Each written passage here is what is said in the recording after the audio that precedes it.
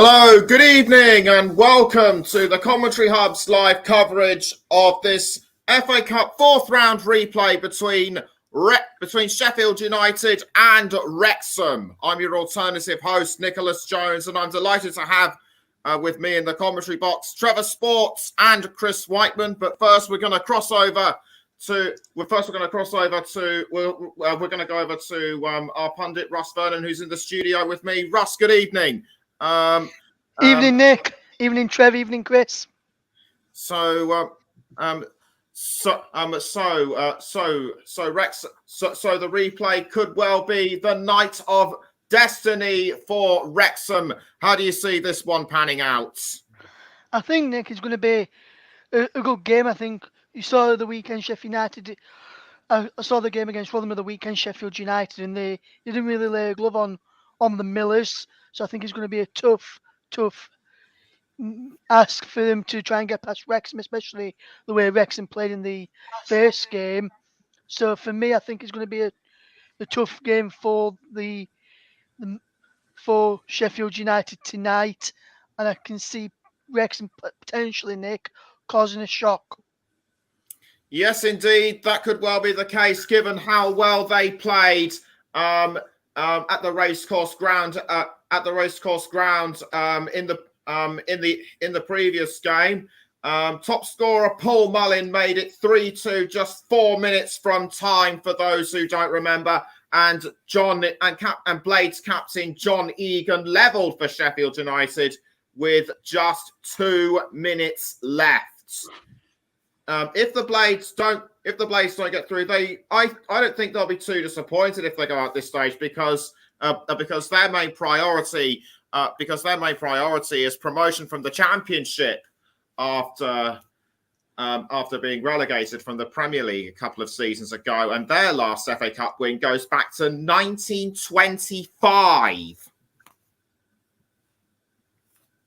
It's going to be a tough game, as I said, for Sheffield United. Wrexham have been playing well recently in the National League. They almost won it in the first game at Wrexham, but you never know, Nick. In this one-off game today, we could see a shock. Sheffield United could prevail. We haven't seen them at the weekend. I think he may have got Wrexham win all over this, but don't ask me for a score, Nick, because normally if people ask me for a score prediction, I normally get the score wrong. So what I'm going to go for one which Trev always likes, and I'm going to go for 4-4.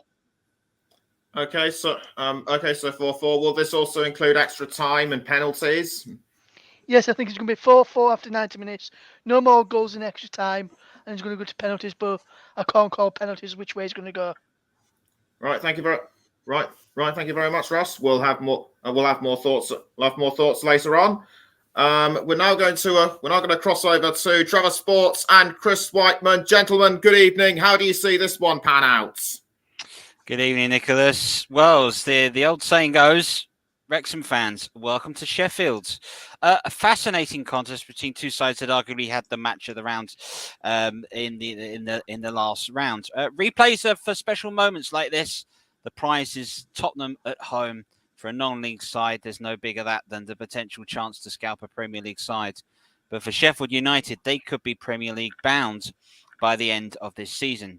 10 points behind the playoffs in terms of the Championship, but a fair few points behind Burnley, which I know is going to make my co-commentator here with me tonight, Chris Whiteman, just a little bit happy. And he's joining me on Trevor Sports as well as the Commentary Hub, and you can see him in his little box there. Chris, good evening to you. What are your thoughts on tonight's game? Well, if the first game was anything to go by, then we should be in for another classic tonight. Obviously, late drama going into the previous game. Goal in the 86th minute. We thought they'd done enough, and then Egan came up in the 95th minute with more or less the last kick of the game to take us to a replay. It's a fascinating contest. Both teams lining up in a very attacking formation. Both of them having their own kind of player, either on a 3-5-2 or a 5-3-2, which obviously is fairly flexible in this situation. So they're going toe for toe position-wise. So it should be a fascinating contest. And Wrexham, you forget these guys are a non-league team. So to go toe to toe with a team that looks like it's destined for the Premier League next season, they should be very proud to have at least held their own in the first game. And anything from this point is beyond expectation. Well, expectations are certainly set high due to the fact that Wrexham themselves have their Hollywood owners. Rob McElhenney of It's Always Sunny in Philadelphia and Ryan Reynolds, which I believe is known as the Deadpool around these parts. Hollywood owners, a documentary, a huge following in the United States. The game itself tonight is live on the States, so where it's recorded. Wrexham's FA Cup run is one of the highest rated footballing matches recorded in the States. So Wrexham very much twinned with California and New York at the moment. What do you think the difference that the two Hollywood owners, if we should call them that, have made to the club? Because they've certainly embraced life in Wrexham. They have. It's nice to see owners that have gone in with open minds and really embraced the culture as such. I know, obviously, Ryan Reynolds is an interesting personality in itself. But over that particular neck of the woods, the other side of the pond, it's called a funny name, which I'm not going to say. But over here, obviously, I love the fact that he's embraced the whole, we're not English, we're Welsh. He corrected so many American pundits on that one. He was like, there's a big difference. So he's very much got well into being a football fan as well as being an owner. So I'm both of them have, quite frankly. And obviously, they've been spending a lot of their time and money on advancing Wrexham in terms of their facilities. Obviously, I think their stadium's having some work at the minute. I mean, they already had a fairly impressive stadium for non-league as it is, but it's going to get even better. And they're going to very much be... I mean, I'm surprised they didn't get promoted last year. They came ever so close. So I'm pretty sure they'll give it a good go this time round. And, you'll end up with 4 Welsh teams in the Football League, probably for the first time in a long time, if that happens. So, yeah, they're certainly a team on the rise. And the extra spotlight from 2 of Hollywood's megastars certainly helps show the exposure for this kind of thing. And it's a wonderful story. It is indeed. Wrexham themselves, of course, the Kop demolished at the racecourse ground, and that's being rebuilt. And someone said that if Wrexham were to win it, they needed the home advantage. They won't have it tonight. Bramall Lane will be ready and waiting, but they'll be wary against the top-scoring non-league side in the FA Cup for 45 years. You've got to go back to the 1979 FA Cup run by non-league Woking when they scored 14, which is the same number of goals Wrexham on right now, which is astonishing, really, because apart from the Jam and McLaren, you're listening to the third most famous thing to ever come from Woking. What we should do in terms of how this game will be played tonight, it's important to understand this replay here. We're going to be with you till the bitter end, and we could have a bitter end for either side this evening. We will play a full 90 minutes. If there's no results, then we've got extra time. Then if we've got that, then it'll be the luck of a penalty competition to settle this contest tonight. In terms of goal scorers, or perhaps the second best goal scorer in the football pyramid at the moment, Paul Mullen on 27 goals. Do you think Sheffield United will be able to contain the Liverpudlian? Well, they'll certainly know about him after the last game. Very nearly won the whole fixture. So if that wasn't a warning shot, I dare say they'll very much take him seriously this time round. But informed strikers are very much a thing. When they know where the goal is and they're finding it regularly, it doesn't matter what division they play in. If they're sharp and they're feeling it, they can find a goal from anywhere. So a man in form, Mullen, and he will probably be the danger man for Wrexham tonight. So I fully expect Sheffield United to show him all the respect in the world. Yeah, 27 goals for Paul Mullen at the moment, and doing a fantastic job.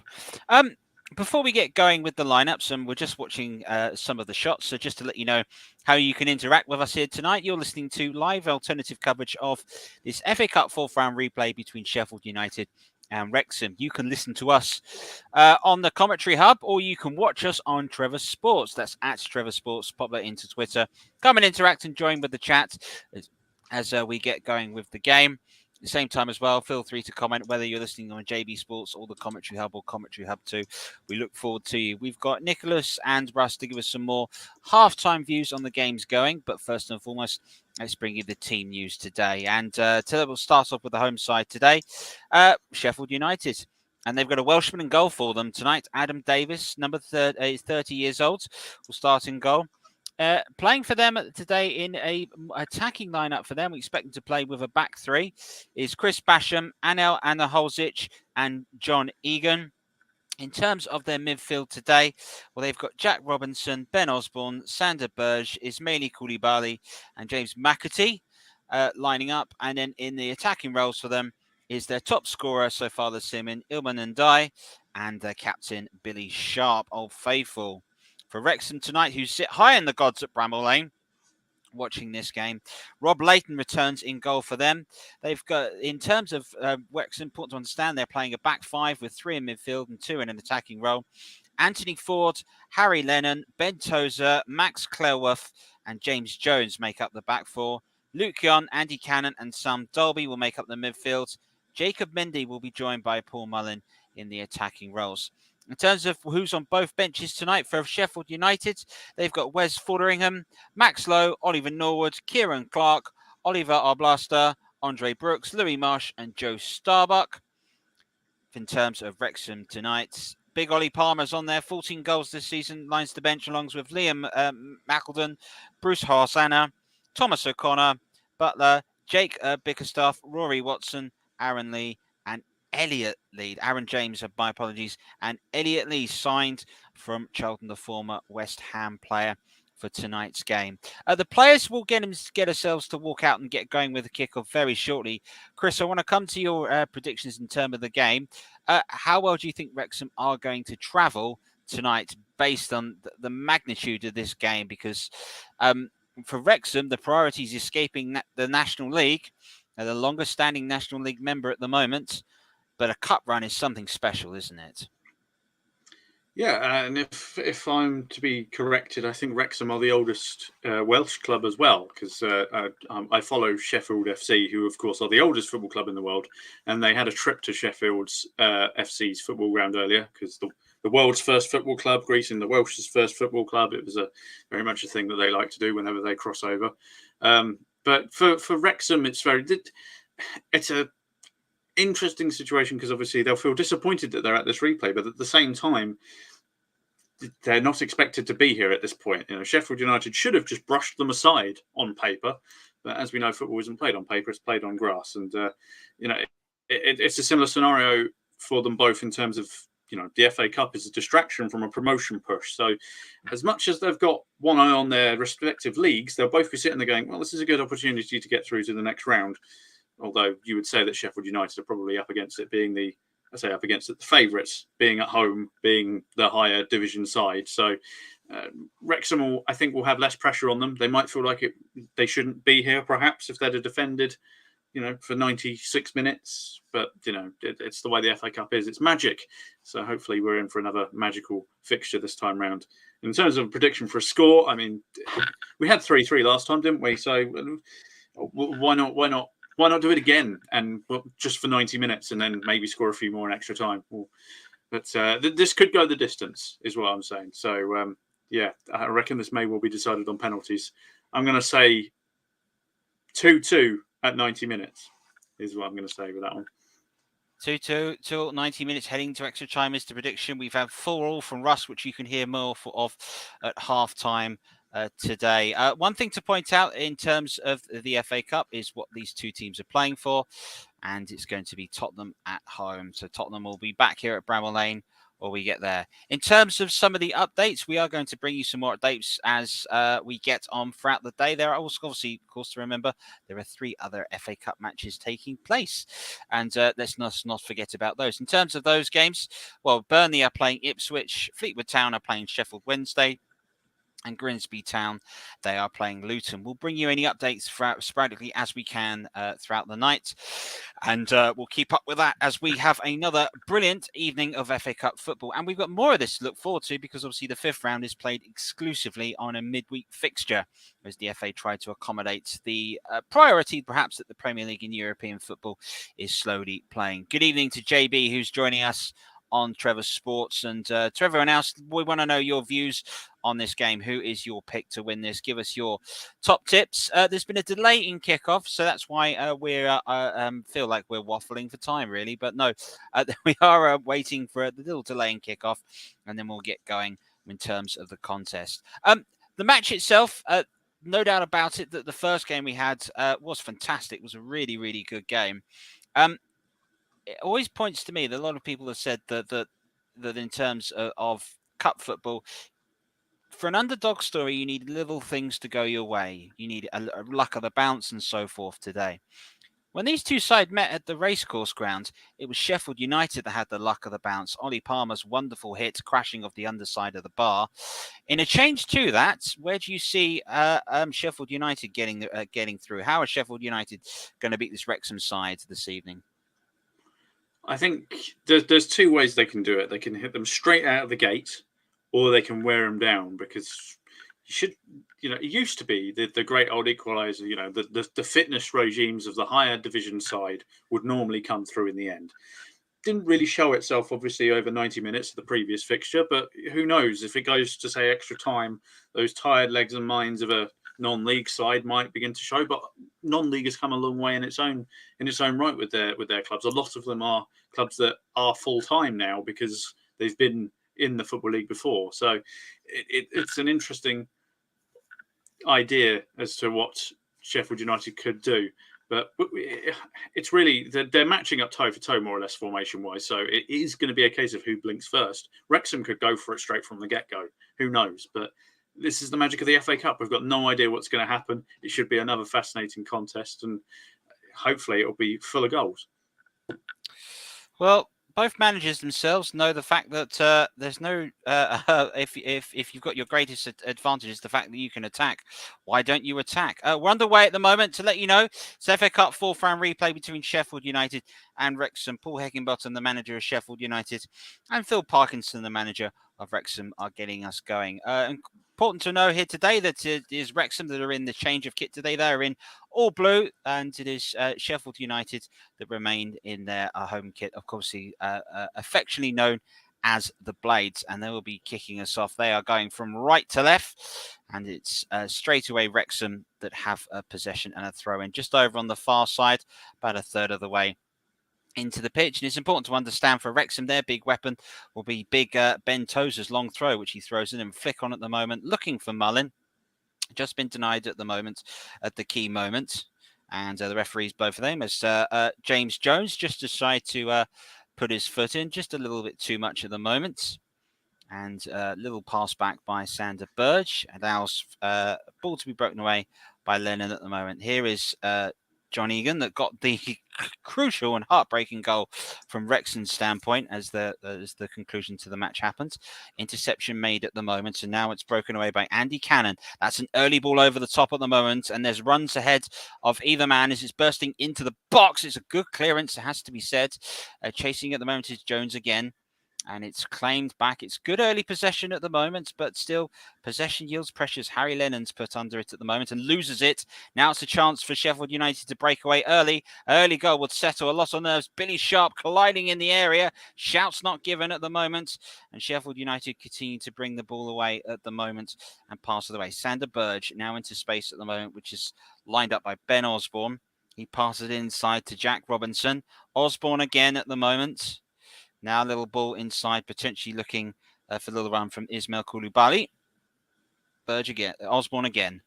Comfortable on the ball, Sheffield United already pushing Wrexham back into their own half. It goes wide over on the far side. Cooley back at the moment to Anel Adzomovic to pass it forwards. And now at the moment is Jack Robinson.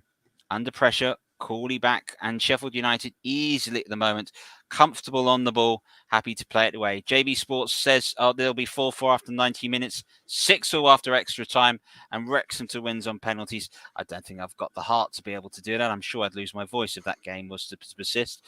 Still, I've got a willing debutant available at the moment. Here is Ismail Koulibaly. Lovely little touch inside, but it's just cleared away. Pressure here looking for Billy Sharp. Opening chance.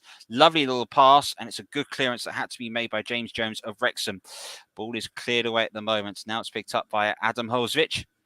Here he is now, under pressure by Mullin. And certainly, whenever Sheffield United have got the ball, there's a Wrexham player diving on them to do their best to remove it. Here's Ismail Koulibaly. That's a clever little ball which is played forward at the moment into the middle of the park, made by Sander Burge. Now it's a little pass out wide, which is played through to Ismail Ndiaye. It's cut out at the moment. It's now broken through to Sam Dolby. But straight away, Sheffield United have picked the ball up. Burge again. Little pass out wide. Oh, Nathan Teller, who's got Burnley off to a cracking start. 1-0, Burnley Ipswich. Well, there you go. We've already got a goal. We've just it's at the wrong game at the moment, but there you confirmation. Keeping an eye for us is our ever-present Burnley connoisseur, who's told us about that goal. Andy Cannon here losing it, and the clearance trying to be made at the moment from Wrexham's standpoint, but it's just not going. It's Jacob Mendy that's found himself all the way back. Jacob Mendy, of course, a former Boreham Wood player. Just one goal to his name so far this season, as things stands. So Chris is going to keep us updated with all the goals as they fly in today, and hopefully we'll have a few to bring you over the course of the match. And that's what we're all here for, folks. Good football to be played by all. There is a little touch inside by Ismail Koulibaly. Chris Basham, clever little pass at the moment. Now to Osborne, under pressure. Easily back to John Egan. And Sheffield Wednesday comfortable with the ball, keeping it just on the halfway line. Wrexham certainly hanging back. Ipswich have equalised. What is going on there? Well, we might be at the wrong game, George ladies Hurst and has just gentlemen. We'll wait and see. Dear It's me. 1-1 at the moment between Burnley and Ipswich. Goodness gracious. Is there a scoring opportunity? No, it's a good header away by Max Cleworth. Gets it over the top at the moment. Sharp here. Was he pushed? No, says the referee. But in the end, Cleworth wasn't able to deal with it, and it's gone out. And that is, as things stand, an early throw in, which is coolly taken. This is Osborne for Sheffield United. Koulibaly. Obviously, Ismail Koulibaly that we are talking about here from Mali, the number 17. This is Sander Berge. Clever little pass, just able to get it just around past Sam Dalby of Wrexham United. Now it is Chris Basham to bring it forward and look for the return. Can Basham get there? Mendy put him under pressure from Wrexham. And in the end, it's not the case. It's gone out. It's a goal kick. We've played just under 6 minutes. It's Sheffield United 0, Wrexham 0. And that was a good little football exchange there. Yeah, it was. They're definitely using the overlap well as Sheffield United. It's opening up all kinds of space behind the defence, and it's forcing Wrexham to be a lot more conservative with their formation. So they're looking to just stretch the defensive barriers that are in front of them just to see where the space is. And, it's early doors. So it's just a little bit of, it's the equivalent of a jab. They're just doing a few jabs, seeing where the gaps are. I dare say they'll look to build on it. Well, Rob Layton with a long, high goal kick. Well-established Wrexham player has signed at the start of the season before last. Early touch at the moment for Jones. Now it's out wide at the moment to Ford. And Ford's just been caught out by Osborne. Chance to break. Ismail Koulibaly to bring it forward for Sheffield Wednesday. Now it's Ndai. Now Osborne, who's seeing a lot of the football at the moment and quite coolly. John Egan, little pass across. And confirmation at Turf Moor, it's Burnley 1, Ipswich 1 at the moment. That's the only other goals that we've seen. Played 7 minutes of this fourth round tie, and they're flying in just a few miles up the road, to be fair. Sheffield United, of course, hoping to return to the Premier League after being relegated in 2021. Famously, heartbreakingly relegated in 2007. This is an early run. Had to be cleared away at the moment in the standpoint there of Harry Lennon. It was a good run that was made into the box here, and Sheffield United, just by using the overlap, were able, as you said, Chris, to find some space. It's just that they're very much overloading the three central defenders, if you'll call them central in this kind of formation. So, yeah, just stretching the back line just to see where the space is. And they found a bit there. Not quite enough to create a great chance, but they forced a corner out of it. Well, the corner is being set. It will be Osborne to take. He's just waiting for the ball, actually. It turns out that it's all gone missing at the moment. They're hoping to get hold of it again. Here is Osborne to walk over and take the corner. For those that are tuning in on Trevor Sports, thank you all very much. What are your thoughts on the game? What are your predictions? Get involved in the chat. For those who are listening, it's alternative FA Cup coverage here on the Commentary Hub. And we welcome everybody that's tuning in to us. You've got myself, Trevor Davis on commentary. Next to me, it's CW, Chris Whiteman of the Rev Solution and the Virtual Sports Network. Osborne raises his right hand, swings the corner in. It's swinging away from the goalkeeper. The header is down and just about cleared away at the third attempt. It was a good header, I do have to say. There's no VAR, so it was a struck. Mullins at the moment, diving in at the moment to get past Chris Basham. And now Mullin, just didn't quite have the touch. Yes, he does. It's still Mullin. Options over on the far side. Looks for Jacob Mendy. Finds him now at the moment for Wrexham. First time they've really got into the Sheffield United half. Ball across the box. Cut out first time. Mendy going low at the moment. Didn't quite work out as he'd hope at the moment. Lennon. Now it's a chance for Jacob Mendy to continue his run yet again. Clever little pass. Was looking for Luke Young, but it was just stabbed away at the last second. Here's Lennon. His little pass is now played out into the far side. It's gone through the middle of the pitch again. Clever little footballs. Luke James made a very interesting run, but it's now allowing Sheffield United to break. Here's Billy Sharp to move forward. He's got options ahead of him. Here is that option. And it's back to Sharp, and it's just cleared away just at the last second at the moment. Well, Sharp was looking for the chance. Here's Sander Berge. And it's still Sheffield United to break it away. James McAtee, his strikes Lennon, and now Wrexham with a long clearance, and that's Mullin again getting involved. A proper old-fashioned centre forward throwing himself out and trying to get involved. But there's Billy Sharp that had the break. And we have a goal. Grimsby have just scored against Luton. Harry Clifton has set up a potential upset. Goodness me. Well, the goals are flying in, folks. One, if they're going to fly in at Bramall Lane, we'll have to wait and see. Have we just jinxed ourselves with a 0-0 going the distance? You never know. Launched many a man's career a good 0-0. We'll wait and see if that is the case. Here's Wrexham with possession. That's a clever little deft pass, it has to be said. And Billy Sharp's led it back to Osborne. It does really well to keep the ball in. And just ahead of him at the moment was James McAtee. And that's gone out under pressure from Ilman and Dye. And at the moment, Chris, I have to say, in terms of Sheffield United's play, Ben Osborne's been a really bright player at the moment. Yeah, he's really hugging the touchline on this near side and causing all kinds of problems to the defence. So he's just going to keep at it. At some point, the defender will make a mistake. They've done really well so far, Wrexham, to keep the ball sort of out of the danger zone, but it's always difficult to keep that out of the danger zone from a corner. Well, it's Osborne again to take the corner.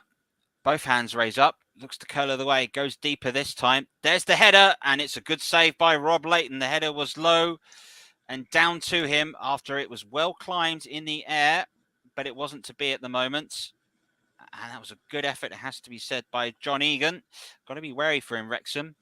Scott says us on the Facebook chat, on the YouTube chat, on Trevor Chat as it is. I think the Blades are being polite as thousands are trying to get into the stadium. Of course, that's why the delay in kickoff was put in place due to the fact that some players just struggling to get into the ground at the moment. But if they are in, what they're starting to see at the moment, as we've just coming up to the opening 12 minutes, is the home side, Chris, starting to really get a grip on the game. Yeah, they're definitely dominating the possession and dictating how this game's going at the minute, and they've got another overlap chance here. Well, this is Adam Hovich just looking to put the ball into the box. Lovely little control at the moment by Ndai. And it's teasing ball in there, looking for Billy Sharp. Just turned on a sixpence and looked to curl it across the face of the Wrexham defenders, but in the end, it wasn't quite in there.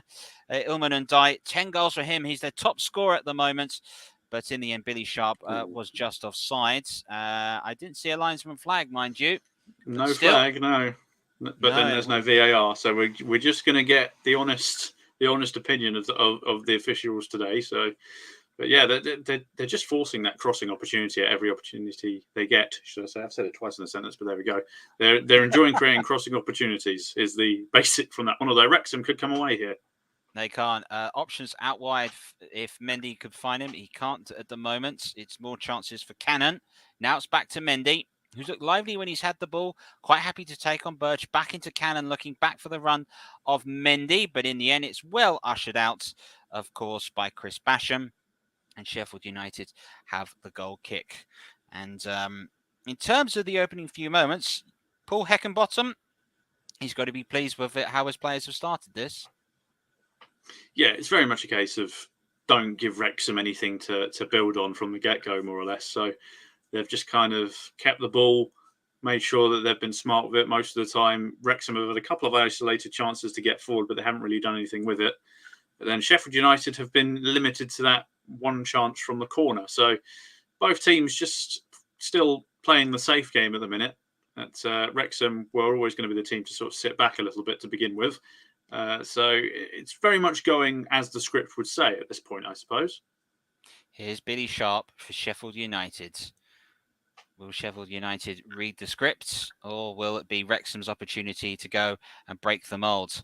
Little run jinking into the area. Appeals that have been made from Ndiaye, but it's not been given. Cross towards the far post. It's headed away by Mendy that has got there. Now it's Cannon, number 20, to break it away. Cannon slams the ball away, but in the end it's picked up coolly and calmly by John Egan of Sheffield United. Now it's a chance for Luke James. That's a clever little pass into the middle of the pitch, which is met by James Jones. He looks to try and play through to Mullin. Good defending. Really good defending by Jack Robinson.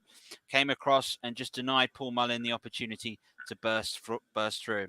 This is Ismail Koulibaly. And Ismail Koulibaly's pull is picked up wide. It's now picked up by Sander Berge in the middle of the pitch, and he continues to just... I can't believe you missed the opportunity to say that Cannon fired it away. You had an open goal for that sentence. I believe you'll find I've made a cannon and ball joke there if you look carefully. But there we go. We'll move into the puns as they arrive. And they are going to arrive a lot this evening, ladies and gentlemen. So, folks, hope you're all enjoying this one. This is Osborne and Billy Sharp there, just looking to move at the back heel. Not quite gone to plan at the moment, but so far in terms of how this game is planning out, it is certainly defence versus attack, but a counter-attacking setup by Wrexham. Here's Robinson, take the throw. Little flick on at the moment by Ndiaye, and the early volley by Billy Sharp was well marshalled by Rob Layton. Second attempt on anger, shot on target at the moment for Sheffield United. It was good work in the yard by Ndiaye, who really did act the role of a target man. Billy Sharp coming in as the poacher. Rob Layton proving why he's the goalkeeper. Wrexham go long. It's Ben Osborne under pressure at the moment. Oh, Luke Jones coming forward. Mendy's come forward. Oh, it's just played out of the reach of the darting Sam Dalby. And in the end, Adam Davis of Sheffield United is able to clear the ball away coolly and calmly. Here's Koulibaly again, who's seeing a lot of the ball for Sheffield United at the moment. And the Blades, of course, Sheffield United famously once met Sheffield Wednesday in an FA Cup semi-final. A fantastic game won by Wednesday 2-1, who went on to lose both the League Cup and the FA Cup finals to Arsenal that season. And 30 years on, the same thing happened to Chelsea with Liverpool. Of course, an Andy Linnigan goal denied a penalty competition in that which was the last FA Cup final to go to a replay. Oh, lovely little run at the moment by Ndiaye. Oh, the effort has been well struck and well marshalled. Harry Lennon making the block. Looping ball in, which is well left. And it's more pressure arriving at the moment. There is Jack Robinson. And he's just picked the ball up and looking to float this in. But this is real good work for Ndiaye. He's looked really lively today, Chris. Yeah, they're looking pretty feisty, the strikers for... Or should I say the attacking players for Sheffield United. Billy Sharp getting on that early chance a few moments ago where he didn't quite keep it as clean as he liked, kicked it as clean as he liked, should I say. But they're definitely very punchy. Well, there is going to be many opportunities to show what you can do in this game on the basis that we do think that this may well go the distance. Rob Layton again going long for Sheffield United, looking for the flick on. Eventually, the second ball is one. I'm sure Phil Parkinson has talked to his players lots about winning the second ball. But in the end, Luke Young has lost it. The run being main forward by James McAtee. Lovely little layoff to Billy Sharp at the moment. Left-footed cross into the box. Oh, it's good defending in the end. Coming in at the last second there was Ben Tozer for Wrexham. This is Sander Berge, low across goal. It's cut out first time by Harry Lennon again. Another excellent bit of defending as Wrexham put on the pressure. And Mullin, well, that's a good bit of old-fashioned footballing, grafting, is able to win the foul and get Wrexham a free kick just short of the halfway line, showing good pressure at the moment. And you can see there, he's an old pro. He knows exactly what he's doing. and he was able to go and get the better of Adam Hosevic with that one. Paul Mullen, of course, 27 goals this season. Really is knocking them in for fun at the moment. And Rob Layton, the Wrexham goalkeeper, has come forward. Looks like they're going to go long and cross field. They're looking for Mullen. He gets a flick on. Here he is now. Now it's gone out wide to Andy Ford. And Ford there was cut out, and that's good defending by Koulibaly. Now Sheffield United can break the ball away. Here comes Ben Osborne. Billy Sharp. Clever little pass. Back to Sharp again. Looks for the ball outright. This is Ilman Ndiaye.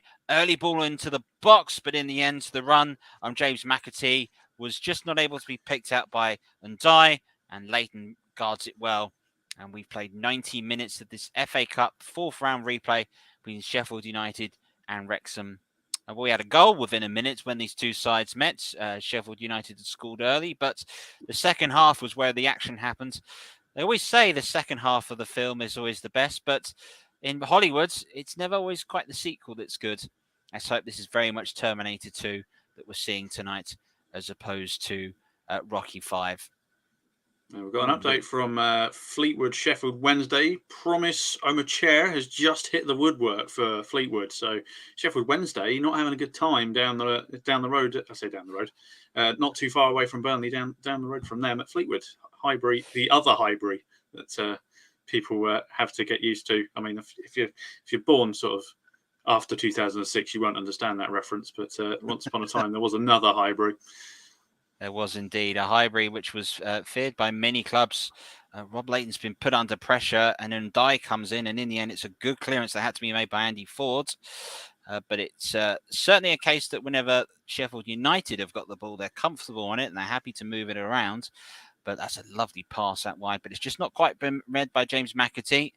Coming back to clear is... I'll come to that very shortly. Andy Ford's got it away.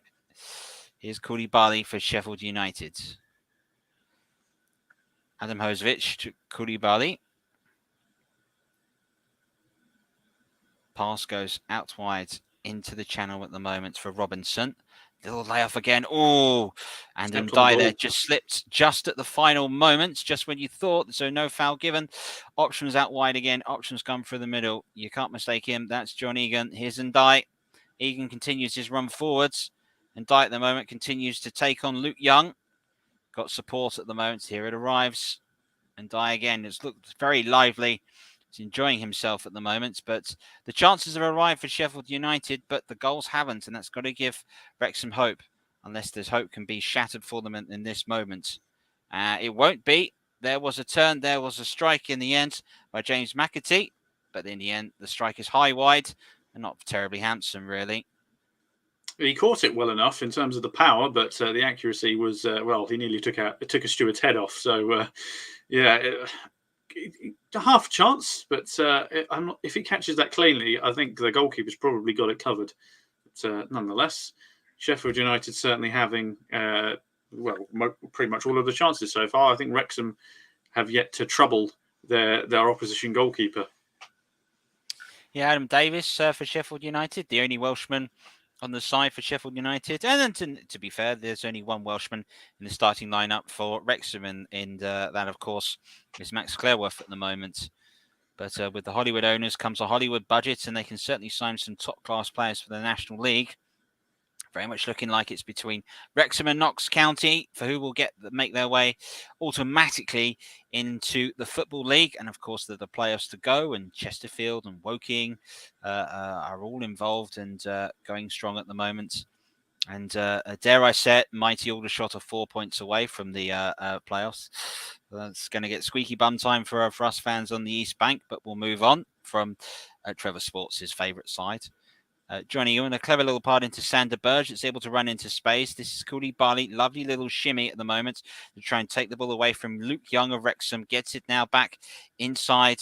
There's Koulibaly again. That's delightful as well. And Osborne again offering the support. The cross itself isn't great by Jack Robinson, but the referee has said there was a deflection and it has gone out for a corner, and Sheffield United continue the pressure, Chris.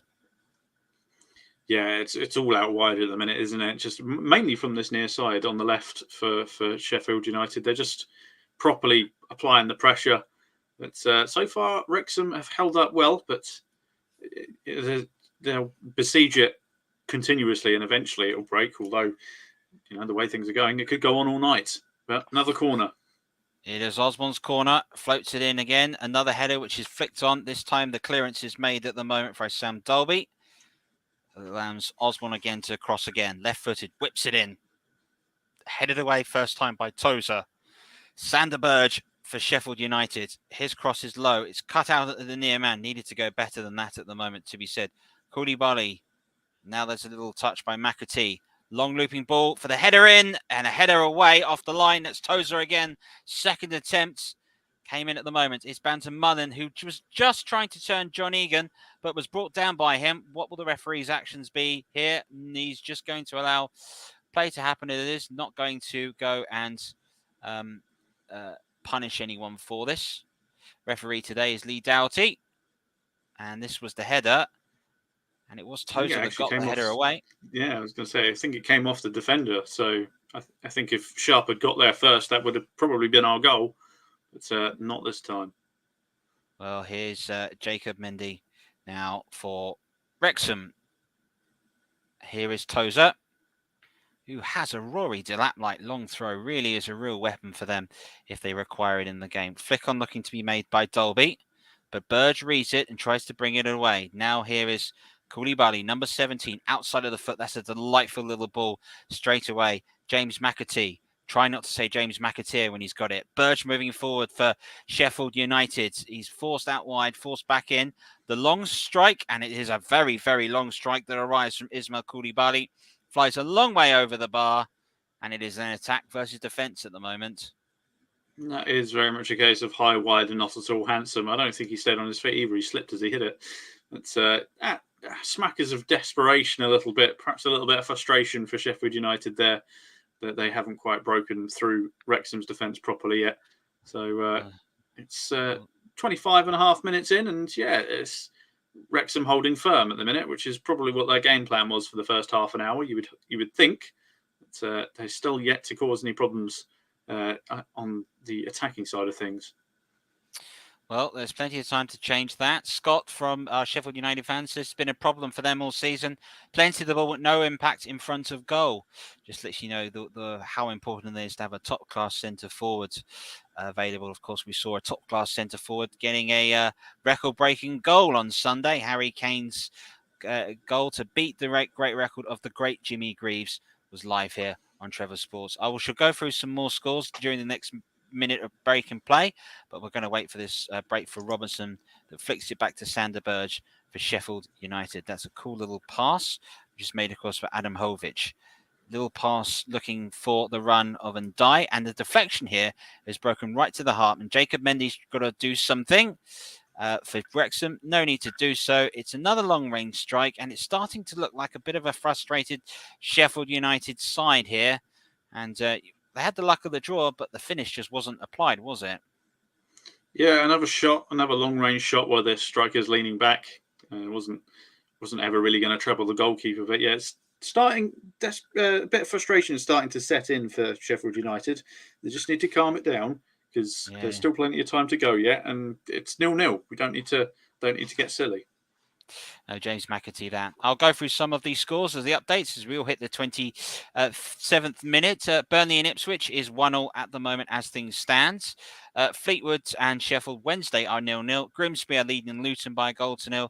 The game you're watching, Sheffield United and Wrexham, is currently 0-0. Oh, just needed a flick on Cannon looking to find Mullen, but it wasn't the case at the moment. And now Anthony Ford comes across to make an interception. This is Ben Tozer. Left-footed, plays it back to Rob Layton, who will have to clear this and does so. Gets it well over the halfway line. So not often I've seen a side play long ball as good as this. Here is Paul Mullen at the moment. Little turn by Mullen. Shot by Mullen. I got very excited. The first sight we've seen for the non-league side today. It was a good long ball that was played through to Mullen. He did well battling against John Egan. Lovely little turn to beat Adam Hovic, but the finish wasn't quite there, Chris. I think it took a deflection, so I think they're going to get a corner out of it. Yeah, definitely took a flick. So yeah, they've got their first sort of major chance here to cause some havoc in the box. Well, set pieces. Underdogs have won FA Cups with set pieces. Here's Luke Cannon, the captain tonight for Wrexham. And it is headed away first time from a Sheffield United defender. Back into the mix at the moment by Cannon. Oh, Ford That's a lost it. hospital pass. It's a disaster at the moment. Breaking away at the moment is the big moment. It's James McAtee. Oh, he's missed it. Goodness What a me. miss. James McAtee was through hospital pass. It's the best moment of the game that's arrived. And McAtee, well, for whatever reason, his radar eluded him on this situation. Goodness me, what a sitter. Grimsby have scored a second, but this hospital pass here, definition of it, not enough power on it. And then it's a 2-on-1 situation. He's not helped by the fact that his man to his left goes ahead of him, so he would have been offside. So he has to go it alone, and he's just not quite found the target. A post width away from making it 1-0. Big chance. Big chance. I have to credit Rob Layton for getting himself out and diving in at the last second. That's a really, really good bit. Danilo Orsi has doubled Grimsby's lead. I touched on it a moment ago. Second goal for the League Two side against Luton. They are flying at the minute. Well, Grimsby. What a performance it could be for them and a good cut run. But Luton Town, for all the grief and stick that they do get for Kenilworth Road, could potentially find themselves in the playoffs again. Don't forget, they're not far. A good run, and we could see them in the Premier League next season. Here's Burge.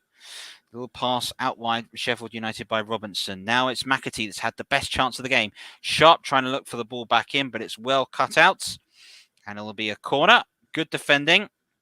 Oh, but you've got to feel there for James McAtee. That was a delightful chance for him to get the goal, and you suspect that may calm a few nerves. We've played half an hour. We've got 1/3 of this game complete, and we've got the 2 final thirds to go.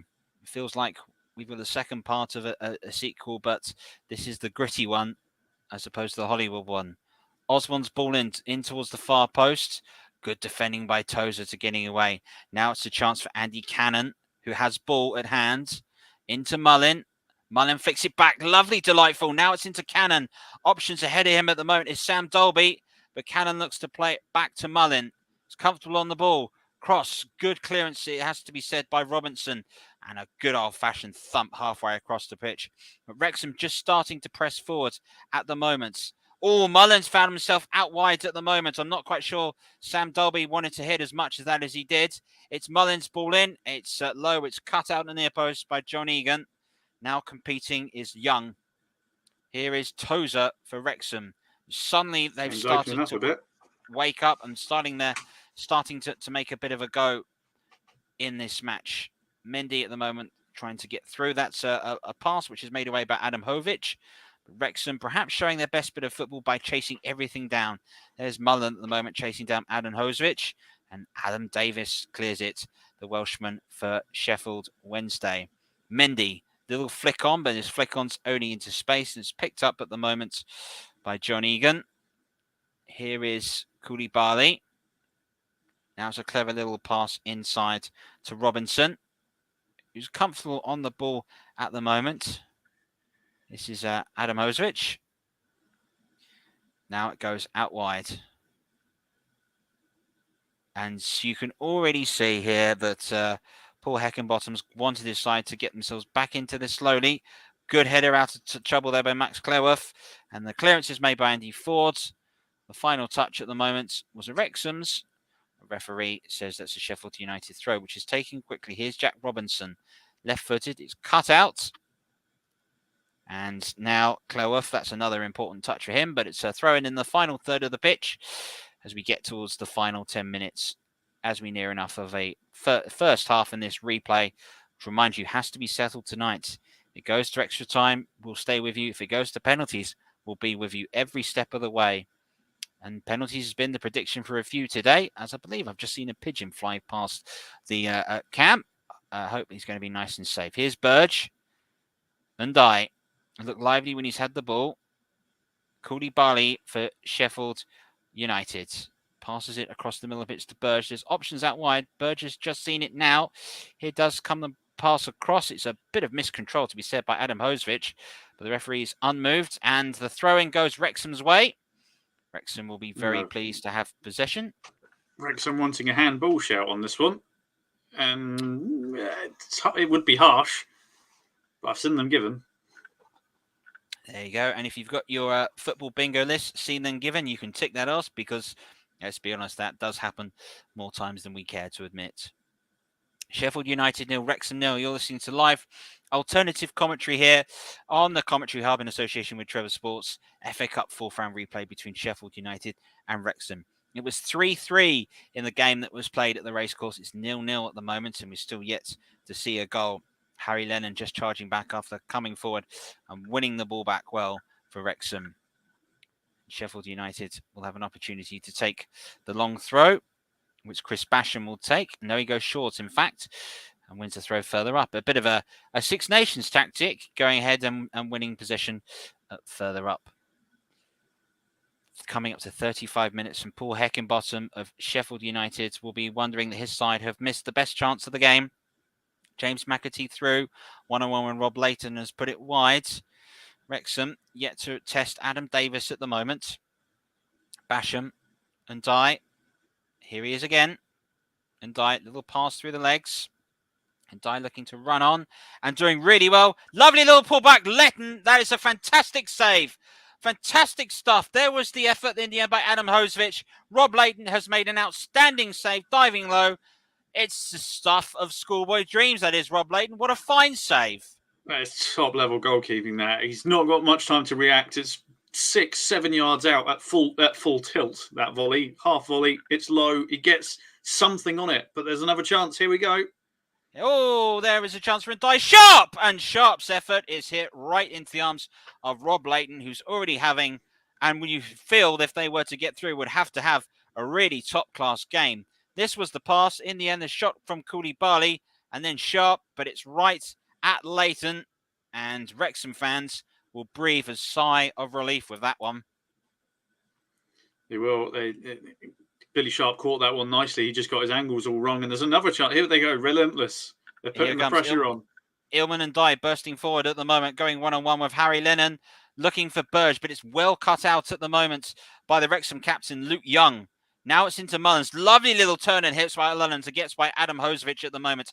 Full of running here, the Liverpudlian. Little pass, it has to be said to Dolby. Looking for Lennon. Oh, Mullen again. It's been cleared away at the last second by John Egan.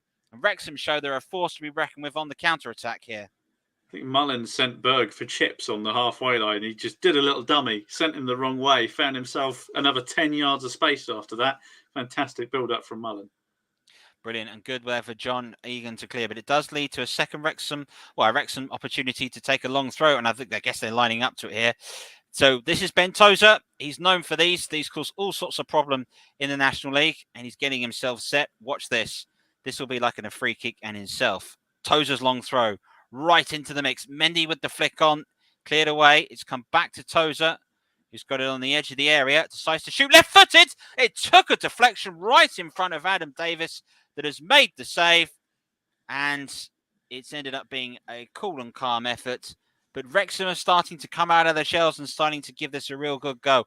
Don't go anywhere, ladies and gentlemen. We are threatening here to have a fascinating second half. It feels like it really is just starting to get going. But you wonder if, from a standpoint in the neutral, the home side were to score at half-time, I wonder if the away side would have enough. We shall have to wait and see.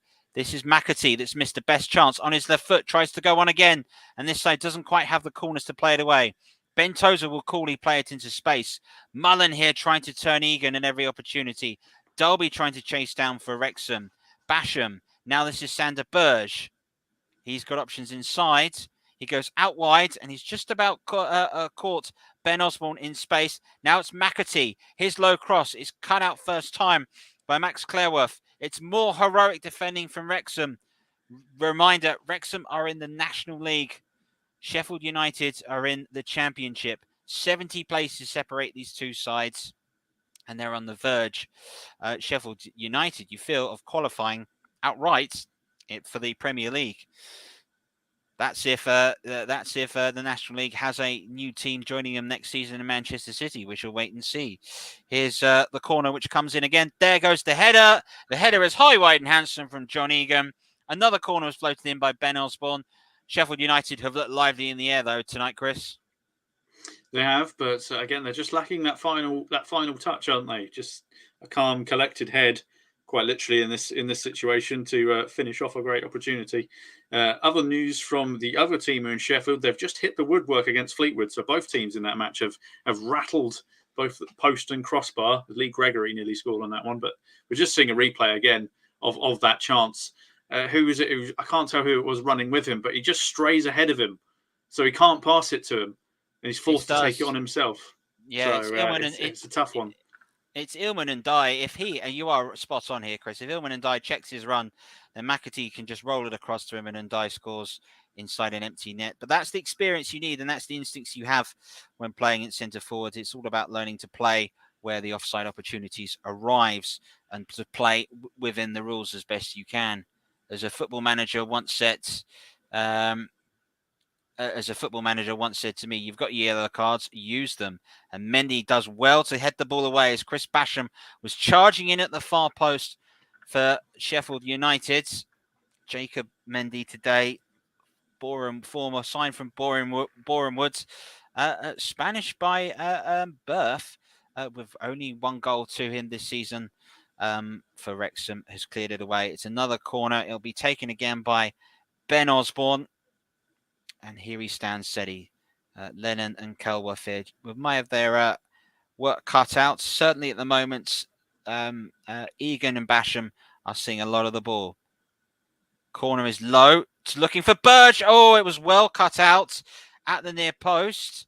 And a foul was called. It was a good little bit of training ground routine. But in the end, our referee says, no, there was an infringement in that build-up. And Rob Layton will take the goal kick.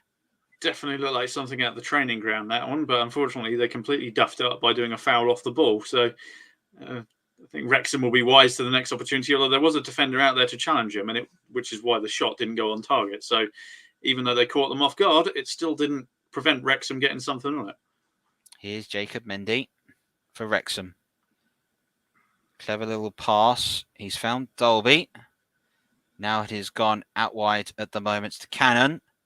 Sam Dalby looking to put it in first time. Back to Cannon. Mendy with space on the edge of the area. Does he think about the shot? He can't because he's got Sander Burge right in front of him. Pressure being applied at the moment by Wrexham on Sheffield United. Here's Andy Cannon again, looking for the crossing opportunity. Mendy does cross. In the end, it's going to be cleared away by Ismail Koulibaly. And it's back to Tozer that got to win that and does. But I'm not quite sure that in the end, the header needed to be taken away. Just as panicky as it happened. There is Phil Parkinson for those that are watching today.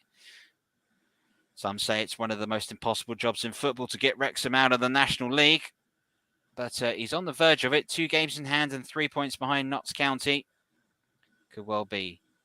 Of course, the mighty Aldershot to come at some point for Wrexham and Notts County. So they may struggle with points there. I hope. Here's the little pass back again. And here is a man that's seen a lot of it today, John Egan, but not able to crack it. Here's Robinson.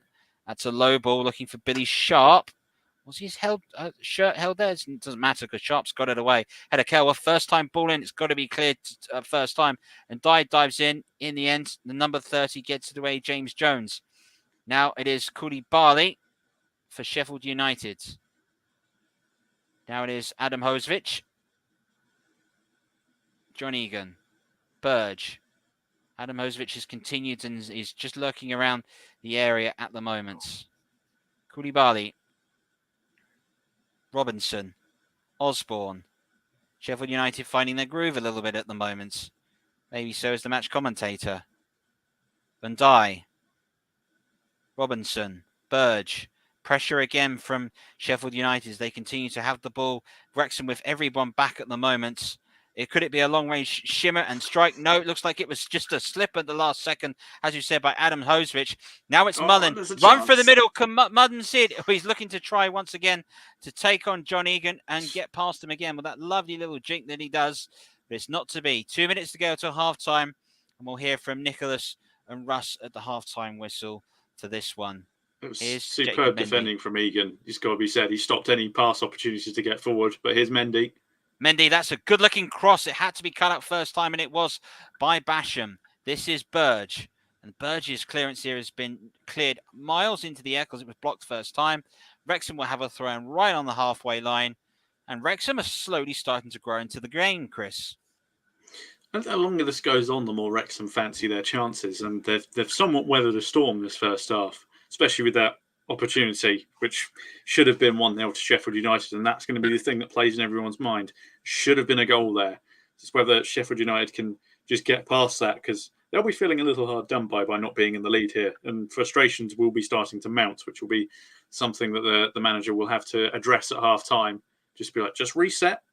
Second half is a different story. But, of course, still a little bit of time left in this first half. Got a minute of normal time, and whatever the ref decides to add on afterwards. It's a goal before half-time now could be a real momentum swinger. Well, here's McAtee to bring it away. Left-footed. He's being chased down at the moment by Cannon. It's played back to Burge. He thought about the shot first time. Does hit it. It strikes Tozer, and Sheffield United will have a corner. And I'm hearing in my ear that could be about a minute or so of time added on.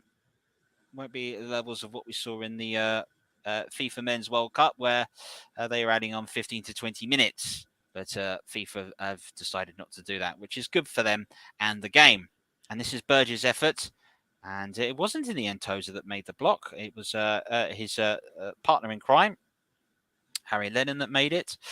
Sander Burge getting set. The Norwegian. Here's Osborne's corner. It'll swing in. It's gone to the near post. Billy Sharp got there. Tried to flick it in at a tight angle. I believe a touch has been made. Referee today has also decided that is going to be another corner. So Billy Sharp with the armband. Another opportunity being marshalled. Osborne waiting for the ball. It's not coming back, is it? It's Wrexham fans just keeping it. There we go. They've got the ball back now. There's two on the pitch now. There we go. Too many balls, but we've only got one cannon, hey. Volleyed and thundered is what we're looking for. And Dye standing there right on the edge of the area. Osborne ready. A minute of time added on as predicted. We played 30 seconds of it. Final chance. The flick on. It's a good clearance, it has to be said, by Harry Lennon. He's got it a long way up. And look at Mullen at the moment. Completely caught out at the moment by Ndai. Now can Wrexham break away? They're claiming handball at the moment. James Jones is screaming at the official that Mullen was fouled. And there was a foul taken away. And I think the first yellow card is going to be issued. And quite rightly so at the moment. But the argument could be made here at the moment in terms of Ismail Koulibaly. Is he last man? Yeah, that's the question that's being asked. Was he the last man? Because obviously the man who was wrestling Mullen to the ground beforehand. There you go. So he's basically giving him a bear hug there. And then you've got Shirt pulling there too. So I think this may be he's pulled it back for the initial foul, which might be why. So they were trying to play advantage, I think, is what's happened there, because he's the one that's been booked. The person who overlapped then got fouled, but he wasn't booked because that would have definitely been a booking. Yeah, James McAtee overlapping. Final chance. Long ball floated in at the moment, looking for the little flick on. The clearance is made by Osborne, and that's it, ladies and gentlemen. Half time in this FA Cup fourth round replay. Well, I'll tell you what, the goals were certainly in the first game. The drama's going to be here in the replay. I'm certain of it. It's 0-0 at the break. It has been a fascinating contest. Sheffield United, don't say you haven't had your chances. They just haven't taken them. It's goalless at the break. Over to you, chaps. Thank you, Trevor. So a really tight first half. But even though there are flashes of attack and things like that, I'd have to say it was a bit of a dull affair. Wouldn't you agree, Russ? I would, Nicholas. Yes, it has been a pretty dull affair. Both teams have had the chances, Nicholas, but no one's really. There's been one real big opportunity for both sides, in which has been the McAtee chance for Sheffield United, where he went through and put it wide when it was virtually 2-on-1 in favour of the home side.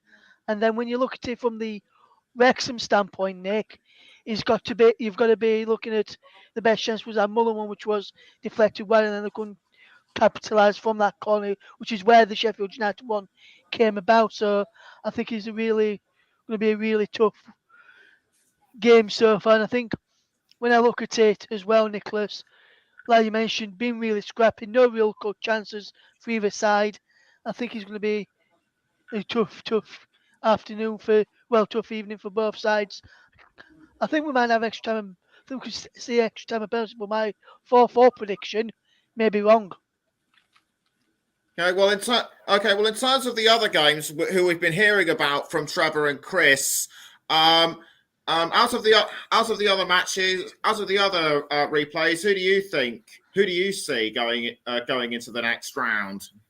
Well, if I just look at the scores here, Nicholas, as well, because I'm going to get the scores up and let people know what the scores are at half time in those other matches in the FA Cup. So half time in the FA Cup is Burnley 1, Ipswich 1, and I think we may see Burnley go through. But I know Chris is here, and I'm hoping this is not the case, and sorry for this, Chris, as well, if you can hear me, and JB, if you're listening as well. I'm hoping Ipswich get through, just to see the reaction of our friend JB. It's Fleetwood 0, Sheffield Wednesday 0. I'm hoping Fleetwood get through. Obviously, I'm a Leeds fan, for those who don't know, and Sheffield Wednesday are our bitter rivals. They us, we are them, so I'm hoping Fleetwood get through there. It's now Grimsby 3, Luton Town 0 in the game there, and I think Grimsby looks like they're going to get through, and then it's Sheffield United 0, Wrexham 0. I think it could go to penalties, and I can't call either way. There's a game on in the Championship tonight as well for our listeners, just to let people know there. It's Blackpool 0, Huddersfield Town 1. They're into the 51st minute there, and also in the other game in League One is Port Vale 0, Accrington 0. In Sky Bet League 2, it's Crewe 0, Leyton Orient 1 to the second half there, and Doncaster 0, Tranmere 0 at half time. And there's some games in the National League just to tell people about. It's Chesterfield 0, Woking 3, Nicholas. Halifax 1, Barney 1 coming up towards half time in that one. It's Maidenhead United 1, Southend United 1, Oldham 0, Dagenham and Redbridge 1, and York City 1, Solihull Moors 0. And at half time in Serie A, Salernitana 0.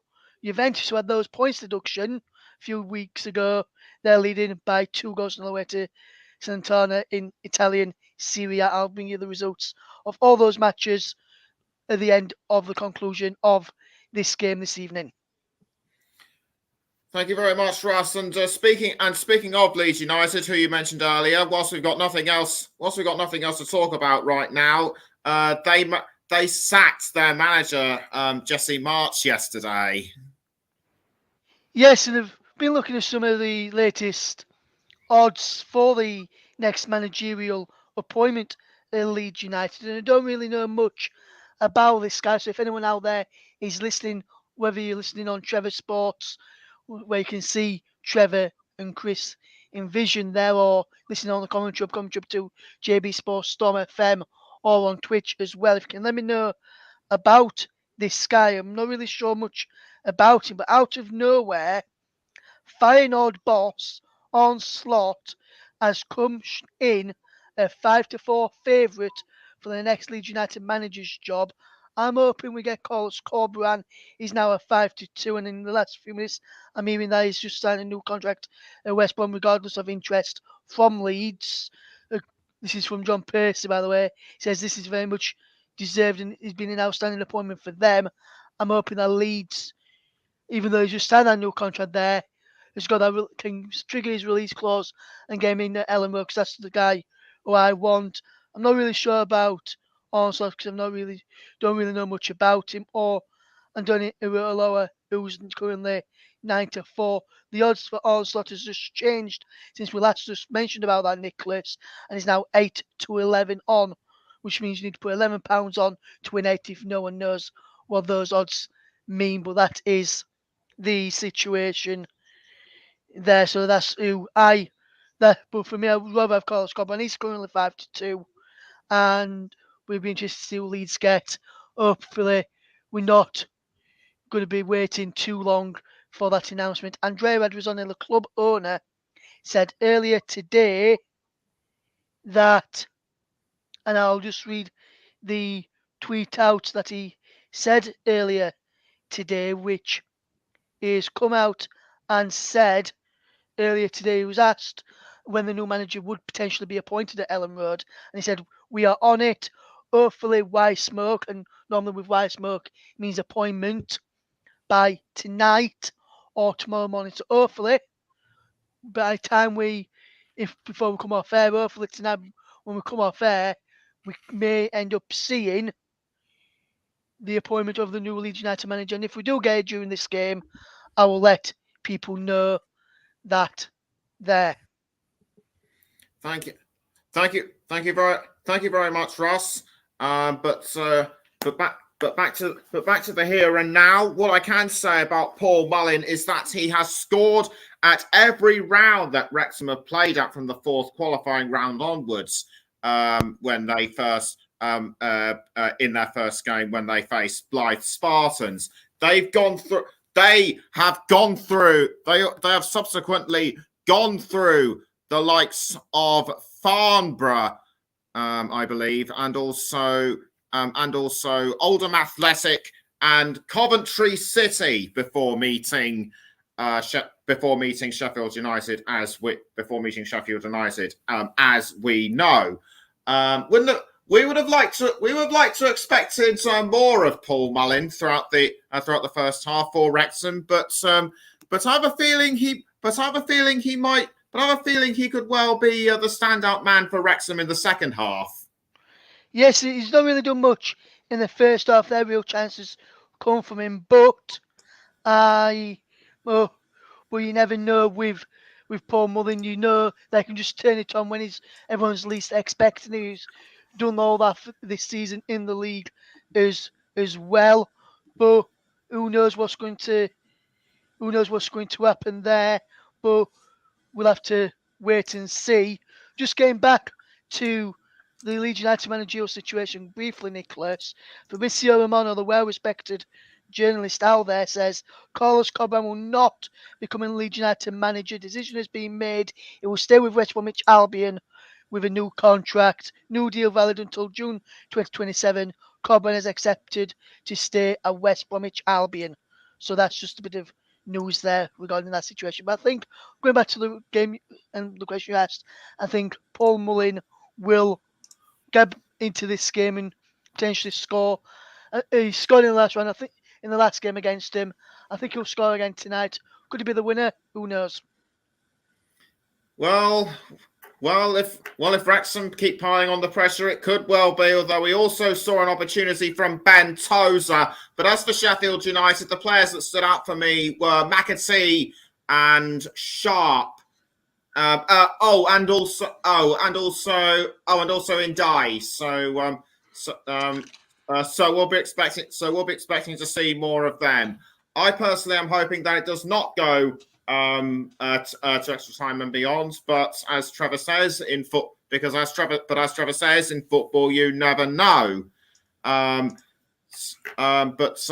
So with kick-off in the second half, just about a few minutes away, let's hand over back to Chris Whiteman and Trevor Sports.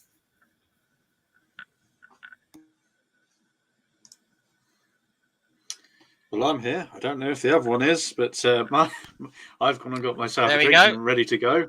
There we go. I can't believe, one, that Trevor's late, and two, Grimsby are 3-0 up. I went to go get a drink and it was 2-0, came back and it was 3. What is going on over there? Stranger things have happened in the FA Cup. It seems that we've got a big upset ahead of us. Are we going to see a big upset in the second half, though, Chris? Well, it would be good fun if there was, but the Sheffield United fans will be going, well, we want to go through just as much as they do. And everyone quite rightly are looking at the opportunity to get through to the next round of the FA Cup. Everyone loves a good FA Cup run.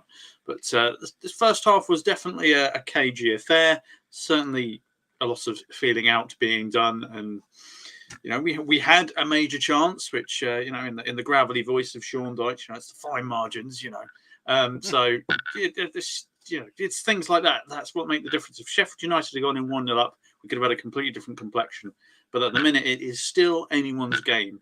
And both managers were getting into him at half-time going, look, you've got 45 minutes. If you just get a goal, you're early doors, or hang on and get it late, you'll knock the stuffing out of them, and this game will be done and dusted. So who lands the first blow in the second half will be, well, it'll be massively important because it puts you in control of the fixture. Does indeed. In terms of both sides, there are lots of chances for Sheffield United, no doubt about that. In terms of how they played the game, I think it's fair to say they completely dominated it. Possession, well, they had 71%, 17 shots on goal, but only 4 on target. Could that be the root of Sheffield United's problems this season? Well, it could be. It's an alarmingly similar stat to the best comparison that I can put from something that I've witnessed is when Burnley played Liverpool in the Premier League a few seasons ago, and they had about the similar amount of possession, about 20-odd%, scored 2 goals from 2 shots, won the match. As much as you can have the ball all you like, if you don't put the ball on the back of the net, you don't win. And I think that's the alarming thing here. And 17 shots from Sheffield United, only 4 on target. So they've got to be a lot more clinical this second half. So whereas Wrexham have had 2 and hit the target once. So they're certainly getting a better grasp when they do get a chance of hitting the target. And if you don't hit the target, of course, you don't score. So it's all swings and roundabouts when it comes to statistics, but both teams will be looking to improve on their shots and shots on target in the second half. Yeah, it's going to become a very, very interesting second half to come. We're also going to keep you updated with all the other goals. I'll recap them for you just so you know, but as my co-commentator does keep one eye on this. Ipswich and Burnley currently are 1-0 at half-time. Fleetwood and Sheffield Wednesday are also 0-0 at half-time. Grimsby are, as Chris said, 3-0 up to Luton at the break. So what a performance has taken place from Grimsby. And for us here, Sheffield United and Wrexham is currently 0-0. But don't worry, it's not like the game sprung into life until the second half at the racecourse. And wonder if something that could be something similar that takes place today. We're just waiting for our pitchers to return. Seems to be a problem. Somebody's accidentally pressed on the wrong button, I would suspect. But there we go. We're all set to go. If you were Phil Parkinson, Wrexham's manager, you've got the likes of Ollie Palmer, who scored 14 goals this season, and Thomas O'Connor, the Irishman, that scored 6. At what point do you start to make changes towards the second half? You probably give it. I mean, it depends on how Sheffield United come flying out of the gates. If Sheffield United look to sit off a bit and slow the tempo, I think that would be when you throw on some names to cause some problems for their defence. If an early goal, say for Sheffield United goes in, then at that point you'd be going, right, attackers off the bench on the pitch. So it's very much a case of we'll see how the first 5-10 minutes goes. And I'm sure he has a plan for all situations in the second half. So he's a well-travelled manager as Phil Parkinson, and I'm sure he's the right man for the job at Wrexham. He's doing the sterling job, so he'll know what he'll do when how things play out. So we'll just have to see when he decides. Right, we need a goal. So well ultimately, he's got 2 accomplished strikers to bring on. So yeah, he has plenty indeed. of opportunity there. Well, ultimately, Wrexham's Premiership charge towards the Football League was ended on the basis that they ended up playing in the FA Trophy final, losing that day to Boreham Wood, I believe, was that beat them 1-0. Wrexham had a goal disallowed in the final couple of minutes. Nobody told Rob McElhaney, Ryan Reynolds, and on that day, Will Ferrell, that was the case.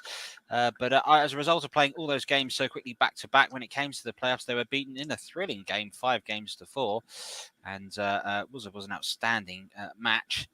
But we now wait to get going for the start of the second half. All the players have run out and getting themselves set. So Wrexham are going to kick us off. They will be going from right to left, and the final half of this tie is going to get going. A reminder here that if we are level at full time, 30 minutes of extra time and a penalty competition potentially await us in this contest. So Paul Mullen gets us underway. It's Wrexham 0, Sheffield United 0. This is live alternative commentary here of the FA Cup 4th round replay. You're listening to us on Trevor Sports in association with the Commentary Hub. If you haven't done so, please make sure you like and subscribe and hit the notification button to make sure that you're with us throughout the course of today. And we will be with us uninterrupted as straight away Wrexham have a chance over on the far side, and Tozer is getting set to go launch one of his long throws, and seeing him warm up. It's always fantastic as referee Lee Donaghy just starts to set the bit of order up. And the Welshman Adam Davis in Sheffield United's goal will just have to be wary. But Tozer here swinging the arms of Everton like he's about to launch a shot put halfway across the Crystal Palace grounds and to go ahead and get a goal. Long ball floated in. It's cleared away. The final deflection was off a Sheffield United player. That Sheffield United player, of course, was John Egan, and it is out for a corner. And the corner itself, to note, is being taken right in front of the Wrexham fans. And it will be Luke Young, the skipper, to take. Over on the far side, right-footed. Tozer's come forward. Lennon has come forward for Wrexham. Will they take any opportunities from their set pieces? Coming short was Cannon. It was floated in. Looking there for the run, it has to be said, of Dolby, but it's been headed away. It was a good, strong header in the end by Egan, who did well to head it away. Man that broke Wrexham's heart at the race ground. That's why we're here today. But Tozer again is back out over on the far side to throw it in. Here we go. Are you standing ready? Welcome to Sheffield. All those travelling from Wrexham. Tozer with a long ball in, looking for the flick on. The first header comes and arrives, and it's Basham that's got it away. Back to Tozer to cross it in first time. Flick on trying to be made at the moment by Cannon. Leaping up in the air. It's a long clearance by Basham. He's just floated it, looking for Ilman Ndai. And in the end, that can be read coolly and calmly by Andy Ford. But Ndai stolen it off him. A run potentially ahead of him. Inside was looking for the run by Cooley Barley. This is Cannon, number 20. Number 32 is Cleworth, Welshman. Now it is Luke Young. Possession, Jacob Mendy. Wrexham didn't have a lot of possession in that half. Definitely need to see more of it, but straight away you can see that there is a certain press from Sheffield United looking to push forward whenever they can. Long floated ball by Harry Lennon. Looking into the channels. Not often you see players play a pass like that into the channels, but Mullins got there, gone one-on-one with Adam Hosevic, and has won a throw-in. And Mendy's left it for Tozer again. So you can straight away see here, Chris, the long plan. Tozer's long throws definitely can cause problems. Yeah, he can get a long run up from the side as well, where he's standing. So this could be going right into the 6-yard box. It reminds us of the Rory Delap Stoke days, these kind of throws. Can Wrexham fans do it on a cold February night in Sheffield? Tozer's long ball floated right into the area. It had to be headed away first time, and it was. And it was Billy Sharp that won the second ball, but Tozer's picked it back up for Wrexham. He's got Mendy ahead of him. Cool come pass to Andy Ford. Now it's all the way back coolly and calmly to Harry Lennon. And now the little pass into the captain, Luke Young, and it goes all the way back to Rob Layton, who made some outstanding saves, I thought, in that first half. Flick on looking to arrive, and the flick on has arrived. There was a chance, a second there for Mullen to break through just for a second if Ford had seen him. In the end, Burge is able to clear the ball away. Here is Young. And now Cleworth. Number 30 is James Jones. Wrexham continuing to have the ball. Cleworth, is he onside? The ball comes in. It's cleared away. First time at the moment by Adam Hosevic. Now it's McAtee, who's had the best chance of the match. No doubt about it. Clever little ball down the channel for Billy Sharp to run up against Luke Young. Options to his left. The left is McAtee again that picks the ball in. Now it's a chance for Sharp, left-footed, crossing it towards the far post, looking for the header of Basham. Mendy did well for Wrexham to win possession back. It's Basham again, number 6 for Sheffield United. Little reverse pass. Back in the ends to Osborne. And there is the opening goal. It has arrived for Sheffield United. A good bit of football played in the area. But in the end, the finish has come. It's Adam Hosevic that has struck. It's the perfect early start for Sheffield United to take the lead. It's 1-0. And Chris, to be fair, it's been coming. Well, it'd been coming if you based it on the first half. That goal has come against the run of play in the second half. Wrexham dominating the ball to get us rolling and really piling the pressure on. And Sheffield United, with their first real shot of the second half, have got themselves a goal. It's a lovely ball through and a wonderful run. And, well, it's a fantastic finish. First time hit, just looks up, fires at the goalkeeper's near post, and it's hit at such a pace the goalkeeper can't get down quick enough. It's a great finish. And it's a deserved lead, let's be honest, based on the first half. Against the run of play in the second, sure, but Leighton can't do much about that one. A lovely little pass by Ben Osdermond to play him Adam Hosevic, the Bosnia-Herzegovinian international there with the finish. And when he hit that at some pace. And you're right, I think Rob Leighton made himself large but wasn't able to get near that. We've got a goal. The goal has arrived for the home side. It is Sheffield United 1, Wrexham 0. Wrexham now have just about 39 minutes to try and to get back in this.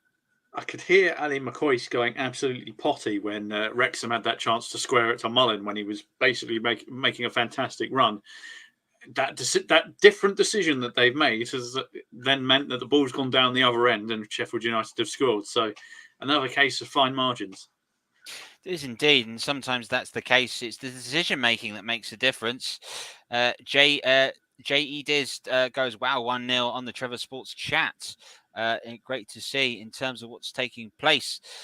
It's all quiet at the moment, but we've got a goal at long last, so we will not have a 0-0.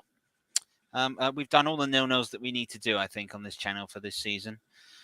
We shall wait and see. Long ball looking for... the ball's looking in the end for Dolby. It's cleared away. There is Koulibaly. Cleworth for Wrexham.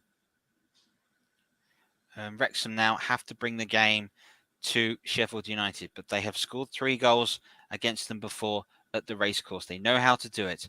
Mendy into space, but he's using the pressure there to get himself past Basham. Hope Wrexham can recover and Mullin to score, says JD. Wrexham fans will definitely hope that if anyone can get a goal for them, it has been Paul Mullin, 27 this season, what he would give to a 28th and an equaliser. But plenty of time to go in this game. There's the header away from John Egan. It's a quick throw which is taken to Paul Mullin. Here is Wrexham's main player. Looks for the 1-2 at the moment from Sam Dolby. It's cut out. You wonder at this point with Phil Parkinson will bring on the likes of Ollie Palmer and so forth. But as Wrexham commit themselves forward, as Sander Berge plays the ball into space, there's always going to be the potential danger in that respect that there are more chances that open up for the home side. But it's the FA Cup. You've got to go for it, haven't you, Chris? You have, and I think by the book, that probably wasn't the start of the second half that Sheffield United had in mind. But an early goal, it counts, and it's suddenly the tone of the game has completely shifted. Lovely. This is Basham looking for an overlap. He's got it right on the edge of the area up against Mendy. He's played all the way back to Burge in the end. Now this is Ismail Koulibaly. McAtee. Koulibaly's played it back in again. And third time he's got it. McAtee lets it run. Basham. A little bit of swagger. Adam Hosevic's ball swinging into the far post. Diving across was Ilman Ndiaye and Billy Sharp, but get nowhere near it. Already at the moment, Sheffield United look a completely different side. They've got their goal. They've got their confidence. And it's a spring in the step of those in red and white stripes. Yeah, the goal's definitely given them that pep in their step, as you'll put it, and they'll be wanting to kill the game off now because Wrexham, they've had a positive start to the second half despite the fact that they've conceded the goal, and they'll be thinking, you know what, we're still in this. All we need is a chance. They've just got to create it.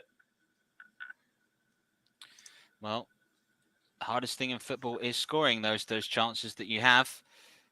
One wonders if that will be the key factor in those of this game. Here at the moment is Ndiaye. He's continuing to run into space. He's well marshalled at the moment by Harry Lennon. Now it's Basham that's seeing a lot more of the ball since the goal. And it was a running down this side that made all the difference. This is McAtee.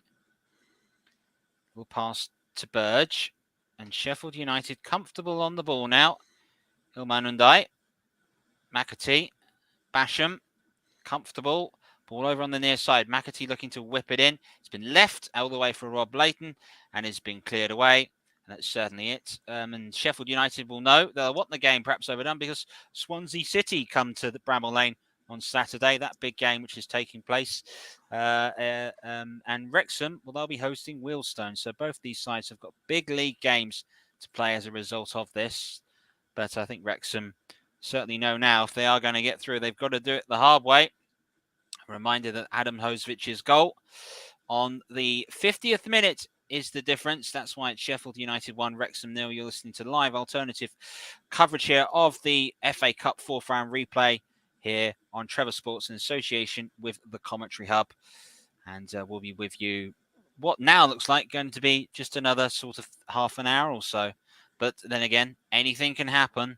This is an early ball by Ford. Ford's left-footed ball across. Lovely, I have to say, all the way to Cannon. That's under pressure straight away from Basham of Sheffield United into Cleworth.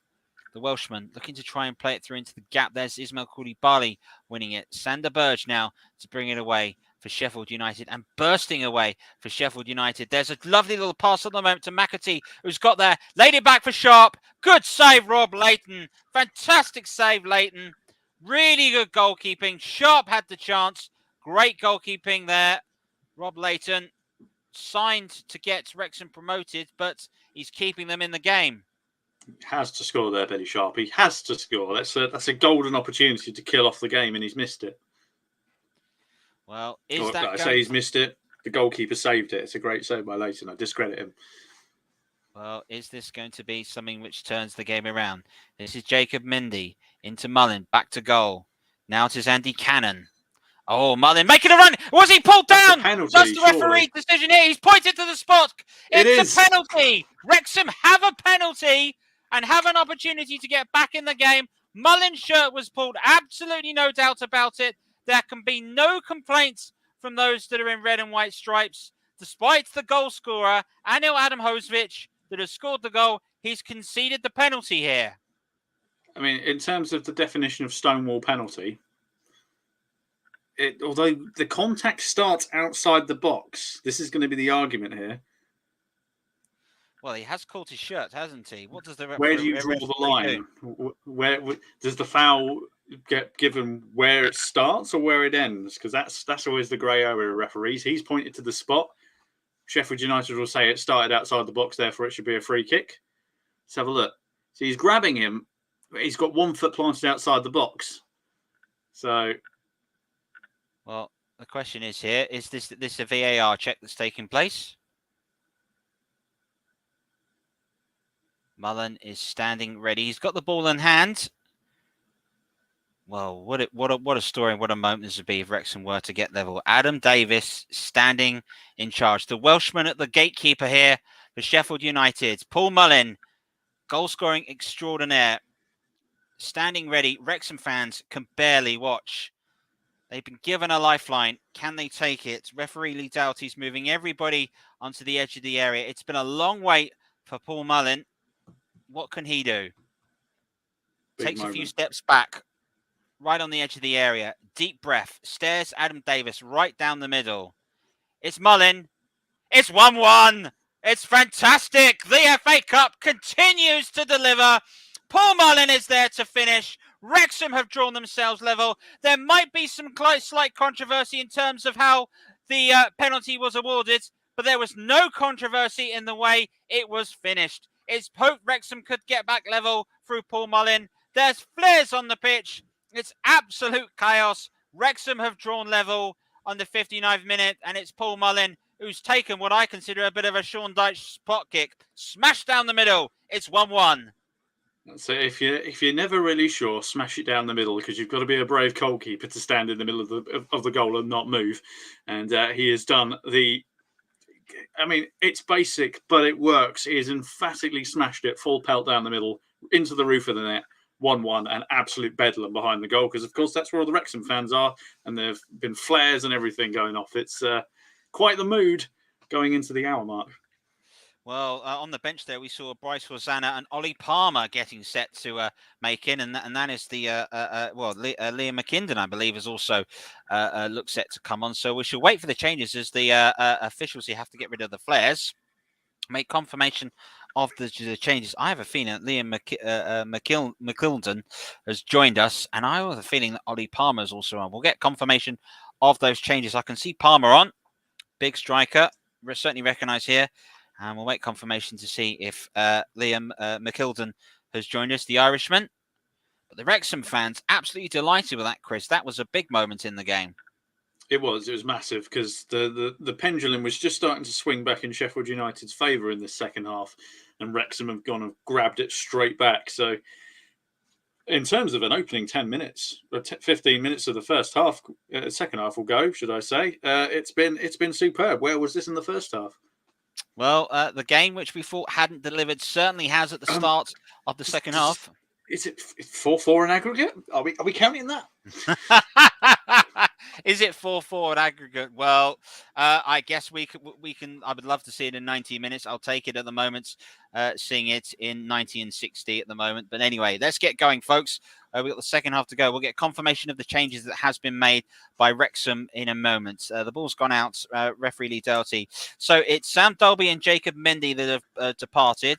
So Sam Doherty and Jacob Mendy that have parted. And it is Liam McKildon and Ollie Palmer that's come on. So between them now, in terms of where Wrexham stand at the moment, there is, well, it's incredible to think as well. They've got 42 goals between their striking partnership this season now between Ollie Palmer and Paul Mullin. So there is a strike force that knows the back of the net. Do Wrexham scent blood? Do they sense that they could potentially have Tottenham Hotspur playing them at the racecourse ground in the 5th round? Mullin There's running another goal elsewhere. Sheffield United's other half of the city in Sheffield Wednesday have just gone 1-0 down against Fleetwood. So the underdogs really showing their claws today. Goodness gracious, it's not a great day for those supporters of Sheffield. And for those all based in the Yorkshire area, of course, with Jesse March leaving Leeds United. Palmer looking to play a 1-2 again. Referee this time. It looks to be as if Mullins was caught. And that's a bit of aggravation, which is made in as a result of that. And Lee Doughty, the referee, has waved everyone away. He didn't give the spot kick on this time. Is this a shout for a kick? This one is starting outside the area again. It's off the ball because he was trying to get to the ball, but I don't think he was going to get to it because there were 3 Sheffield United players in between. I think it'd be harsh to give that, but I've seen those kind of foul given. So, yeah, it's contentious. I'm sure it'll be a talking point later on in the match should the score change. Well, there is straight jumps. It was a lovely little exchange of passing between Andy Ford and Mullin and Palmer. And it just goes to show those saves that Rob Layton has made, how important they are, and just shows you how dangerous the 1-0 scoreline is. As Mullin looks to go and get ahead of O'Regan and flicks the ball back. Palmer again putting pressure on Basham at the moment. Adam Davis to clear the ball. Clears it over the halfway line into the Wrexham half, but there's no Sheffield United player there. It goes back to his opposite number, Rob Layton, who has a fantastic game. And if you look at this, potentially is in a shout for the player of the match, this sort of performance. Just the saves he's made today has been quite excellent here, Chris. Yeah, Layton has been superb. And that save at 1-0 down, you know, it's made a massive difference, obviously, because if Billy Sharp scores that goal, it's 2-0 and the complexion is completely different. You may not have had the momentum going into the penalty box and get that penalty. So, complete game changer, that save. Well, games change on a whisk in a moment, and a Paul Mullin penalty in the 59th minute was the difference. Here's Sander Berge for Sheffield United trying to change that. His cross, though, was right against Uman Ndai that's lost it. Now it's Ollie Palmer. He's a big man, and he can play a ball. That's a lovely ball, which has gone out wide at the moment. Is it Kilworth going to get there? Oh, it's a real collision between those two. It really is. James Jones diving in at the moment. That's proper full-blooded, committed FA Cup football between him and Jack Robinson. To tell you what, they both went for it and both of them got straight back up afterwards. This is very much a nobody yielding situation now. So I love it. This is good old-fashioned blood and thunder FA Cup stuff. And Ben Tozer to take a long throw with big Ollie Palmer in the area. We know what if you haven't seen him before, he's a big man, an old-fashioned target man that can cause havoc in the box. you can bet your bottom dollar that's exactly what Tozer will aim for. As the throw comes in, looks for Palmer, gets a flick on, bounces in the area. Huge appeals at the moment forgiven there for, well, I think that's for the corner. I thought it was for the handball for a second, and it's cleared away. Enoch has joined us. He's watching this on ITV4. Enoch, welcome to it. I hope you're enjoying it. I know we've got Matterface and McCoyce on there, but if you do fancy the dulcet tones of what's once been heard as the Badil and Skinner of football commentary, then please go ahead and stick us on and stick ITV4 on mute. Corner to happen at the moment. It's the captain, Luke Young, to take it for Wrexham. Just floating on the air is Andy Cannon, but they're going to go big. The header eventually arrives in the end from Mullen. It's come back to Palmer. He can't get it under control, but he's got the strength. He's laid it back. The strike, it takes a little deflection in the end from James Jones. And it'll come back to Andy Cannon, who does really well to keep it out. Wrexham at the moment are really starting to play some quality football here. And Tozer's getting ready for another long throw. I don't know what Phil Parkinson said at half-time, but I would have loved to have been a fly on the wall. They have come flying out the traps in this second half. And you wouldn't think that Wrexham were the National League side at this point. Well, welcome to Wrexham Season 2. Should have a spicy episode in this cup game. Long through by Tozer. Flick on. Headed back into the area by Cannon. Young also gets it. It's cleared away. First time. And now it's a chance for Ndai. And that's good defending. But Ndai here is just able to get the better at the moment of Ford. Now plays the pass out wide. Basham bursts forward here for Sheffield United. Now it's James McAtee. Sheffield United haven't really seen the ball since they scored. That was 5 minutes. McAtee's cross. Oh, the far post. Arriving was Billy Sharp. He's got his header in. It's flown over Leighton's goal. And I have to say, that's a big chance. What a chance that was. I don't know whether Billy Sharp got the last touch. That's the thing. I think he did. He's questioning whether he was fouled because it looked like he may have been pulled down a little bit. Let's have a look. Well, their arms are certainly tangled, but yeah, he just got too low for it, got underneath the ball, and it ended up heading over.